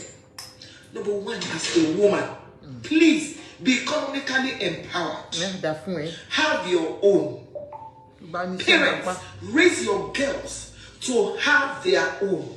I have counseled with too many people. And you will hear these women say, there is nothing, I don't have anything. It's the man that pays the school fees. It's the man that has bought me a car. It's the man, that's silly. That is very silly. Do something with your life. I'm a full-time minister of the gospel and I'm a full-time businesswoman. All of you know that. Same thing with my husband. If you see my husband on the farm, you'll be shocked that he's a bishop. We've been in business before we came into ministry. The Proverbs 31 woman was into real estate. She was into agriculture. She was into design, fabric, this. She considers a field and she buys it. That's what the Bible says. I noticed that is the starting point. Do something with your life. So that, because every human being is a psychologist, so that your life, the totality of your life, will not be dependent on the man at all. or the woman. It is so sad. The mother in me cried today. How can that young lady just die like that because of one useless man? You see? Useless man. It's a pastor's wife that's talking. And before you know what is happening now, if they release him from prison, he will go and remarry. What about those children? Can anybody ever be like their mother? Never. Don't die before you ask for help. And please, somebody made a comment on my page today, my Instagram page, as a social worker. If somebody confides in you, that lady said, you don't need that person's consent to report. When it's I didn't know that too. Yeah. Because we'll be saying in church, you confided in me, therefore I cannot say it. Please, go and bundle her out of that relationship. Carry her. Yeah, I can confirm that as a sociologist and as a social worker too. I'm a sociologist and I'm a social worker. So I can confirm that authoritatively, that when it comes to safeguarding, if somebody tells you, please don't say it, but anything safeguarding vulnerable adults, I will say it to the right authority, to the people that need to hear. And I do tell them, when I say that this is an abusive relationship, I'll say it that, look, I think you need help. I'm sorry, I'm going to share this. You understand? So, thank you, Ma. This is right. I have a home in case you need where to put her. I have a home. I will volunteer. I have a place where you can put her. She can stay there for 6 months, free, even with the 4 children. She can stay there. I don't charge no kobo. And if you are doing something with your life, that gives you some level of confidence. So what will you say in an abusive relationship if the man is not in charge of everything? You can't rent a house, even if it's 1 bedroom, because somebody said she was doing something with her life. So what steals your confidence? Any relationship where you are not free is a cult. Get out. That's it. God hates divorce. Yes, God hates divorce. But does God hate murder? Does God hate murder? Auntie Funke, we pay ma. That's a food for thought. In case that lady now has parents, who will ever replace her? Nobody. In her parents' life. Do something with your life. Get some money for yourself that is not dependent on how your spouse feels. Times have changed. Times have changed. Don't just sit down there and say, I'm a full-time housewife. It doesn't matter. Yes, I understand that there are some women that they are full-time housewifery because of their situation. But please, that does not mean that you are inferior to whoever is feeding you. Get out. If a man slaps you, don't stand there and be praying and be binding. Your pastor may not be your counselor. Your pastor may not be a marriage counselor. Your pastor may not be. So don't say, pastor said we should sit down there. If you were the pastor's daughter, would he have told you to stay there and be praying? Step out into safety first. Then let's talk about whether there can be reconciliation. Even if you're not remarried, if they say you should not divorce, at least they didn't say you should not have a life. So step out. Step out and be in safety. Carry your children, carry your pikin. When you step out, people say, what's going on? Then you'll be able to speak. Don't go into a coma before you ask for help. Because you'll not be alive now to be telling us your own side of the story. I just pray that the government will help us take care of that man, quote unquote. And then please, number 2, if you know anything about anyone that is going through an abusive relationship, don't keep silent. Be your sister's keeper. Be your brother's keeper. And if you notice that, somebody said the pastors are beating their own wives too. It's true. I cancel with some pastors' wives, and it will shock you. Bishops' wives. It's not even only physical beating, psychological, emotional. Do we know how many pastors' wives go through this? You don't want to know. Do you know they are human? What are we talking about? Pastors are human. Is it not one pastor that shot the wife the other time? Dead in the US. Are they not human? And your pastor will tell you to stay where you are being beaten every day. And because he's your pastor, you will listen to him. This is a pastor's wife. And this is a preacher of the gospel talking. And that's why I'm taking her words for it. God bless you, Auntie Funke. So, my criminologist asked her, so why are you still in that relationship? She says, I don't have any money to go and rent. And the man will beat you. The man will call you to tell you to kneel down. An abusive relationship. While the man is beating her and slapping her and frustrating her psychologically. Okay, it's okay. Adeju was saying that people should leave their marriages. That's not what I'm saying. What I'm saying is any marriage that is not worth the onion, let the parties please step out into safety first before you now begin to talk about reconciliation. And any man that raises his hand to beat his wife needs psychiatric attention. That is it. It's mad. It's weary. A psychiatrist needs to see a psychiatrist. It needs an evaluation. You cannot begin to use the Bible. You too, you can read the Bible. Your life is important. Job chapter 12 verse 3. You are not inferior to anybody. Not your husband. What will not happen to the children that this woman has left? Move to another house and go and pray there. God will hear your prayers there. We've lost enough. Please, let's stop this. And then be telling a woman, don't give up. Don't give up your marriage. Fight for your marriage. You can fight for your marriage from afar.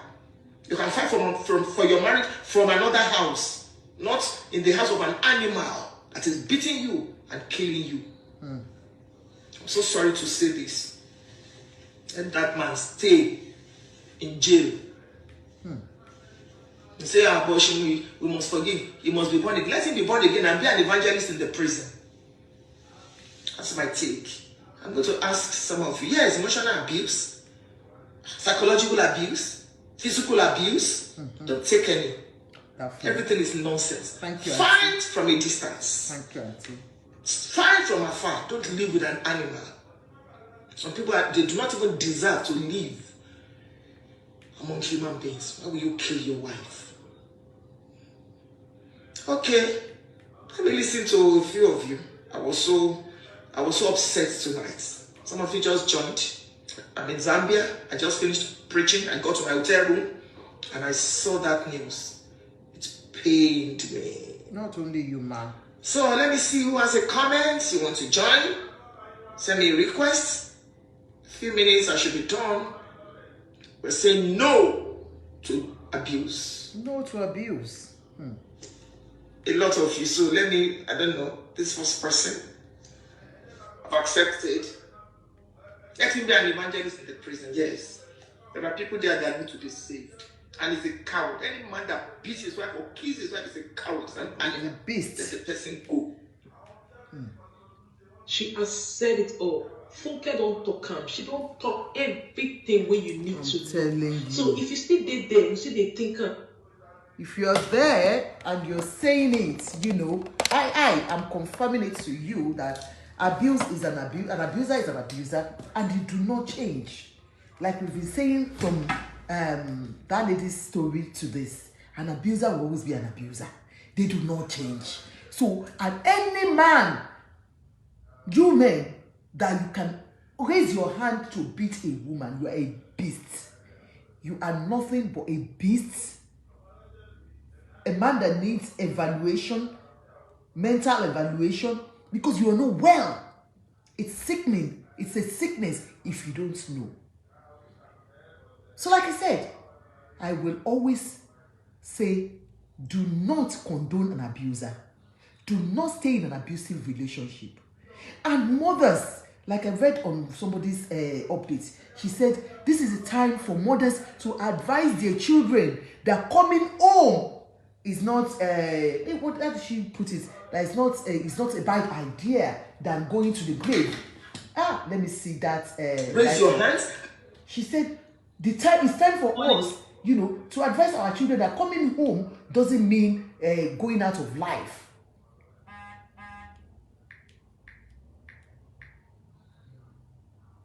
Because some of us now, the advice that we do give our children is, don't just stay there. You know, if you leave, what will people say? Please stay there. Please don't disgrace me. They will say you are back to my house. Please, don't disgrace me. Oh, you are fighting with your husband. This is a big disgrace to the community. It's not a disgrace. This is it. Take your daughters that coming back home from a failed marriage is better than coming home in a casket. Coming home from a failed marriage is better than coming home in a casket. That's an update from one Shewdupelu. Thank you, ma. That's a very good one. You know. So, do you prefer them to bring your child, your daughter, your daughter that you've done all to bring to that stage? You prefer them to bring her home in a casket than for her to come home at the right time when the marriage isn't working. I wish you all the best, everybody. I pray, oh Lord, that all of you that are going through one thing or the other in your marriages, I pray that God solves it for you in a very good way. Please, an abuser will always be an abuser. Do not condone any abuse in marriage. I'll see you next week on this particular topic on my Niger Styles and Beauty Tips. Please follow all our pages, Niger Styles and Beauty Tips, Prevailing Issues with Ajoke, and Prevailing Issues blogspot that you are on now. And then on our YouTube is Prevailing Issues with Ajoke. Please subscribe to my YouTube, Prevailing Issues with Ajoke. Ekuleo, eti missy. She fun daddy lo nje. She daddy jesa ṣé sàrìmí no wọ́n tún nu ṣé dáàdì tún nu wíwá ṣe o ṣe fún dáàdì ṣé àwọn ẹjọ́ mo fẹ́ béèrè ní Yewande Abiodun èyí ṣé dáàdì bá ti tún nu ṣé wọ́n lè ṣeré mo kàn fẹ́ béèrè ni mo béèrè ní o ìbéèrè ò fàjà o ṣé dáàdì bá ti tún nu ṣé wọ́n lè lala skibo mo béèrè question ni o ẹ má bú mi ẹ má bá mi jà o ẹ mo kàn béèrè ní o mo kàn fẹ́ mọ̀ ni o ṣé dáàdì bá ti ṣìnú tí wọ́n lè ṣeré. Torí mo kàn béèrè because sometimes we want to know mo kàn tá ma fi ń ṣe àwọn dádì bóyá normally tó bá ṣe tán so and then bí ṣe fẹ́ máa lọ bí ṣe sọ fún yín ẹ má gbàgbé o. All these are Brazilian gold plated for your Brazilian gold that looks exactly like gold. Gold to Aduni gold. This is the earring and the open ring. There's another beautiful one. 2 tones as well. The necklace, the bangle, the earring. They look exactly like and gold. The open ring as well. There's another 4-piece set. Okay, the necklace, the bangle. Here's the earring and the open ring as well. This is another beautiful one. The necklace, bangle. Go to Aduni Gold. She's on Instagram, Aduni Gold. On Facebook, Facebook account is called at Aduni Gold Iyalaje. Lórí Facebook, Aduni Gold Iyalaje. Lórí Instagram is Aduni Gold _jewelries. Aduni Gold _jewelry _UK. Our WhatsApp number is +44 74 0482 9995, and it's just exactly like gold. Yeah, okay. The other one, Basira gold that I advertised earlier, is pure 100% Italian gold. This one is gold look alike. That if you don't have money like me, you will use Brazilian gold. It's almost it's something that you can use for casuals and everything. Please give her a call on +44 74 04899995. She's on Instagram too. And please, for all your adverts, contact me. Contact Ajoke. My number, but our number is always on the Kiniko, or DM me on Niger Styles and Beauty Tips. Please, Niger Styles and Beauty. All over Instagram, Niger Styles and Beauty Tips Niger Styles _tips _beauty tips _gossips. Shaky, so you can contact me there too. Please continue to follow us, give us all your adverts, and we will advertise for you. If you have anything you're doing, you're cooking, you know, maybe it's catering or house that you want to sell, lands that you want to sell, anything, give me a call and I will do it at affordable price. Thank you very much. Hope to see you again. When we have any AK, I can be doing it live streaming. I might not be there. I can stream anything, because I need to build this page and the second page, the prevailing issues with Ajoke's page. Those 2 pages, we need to grow it so that we can be doing more programs on it. Thank you very much. Have a lovely, lovely night. Thank you. Auntie Yewande Abiodun, hello, Badali Shiri, but 32 no away. Hello, Doku, oh, double.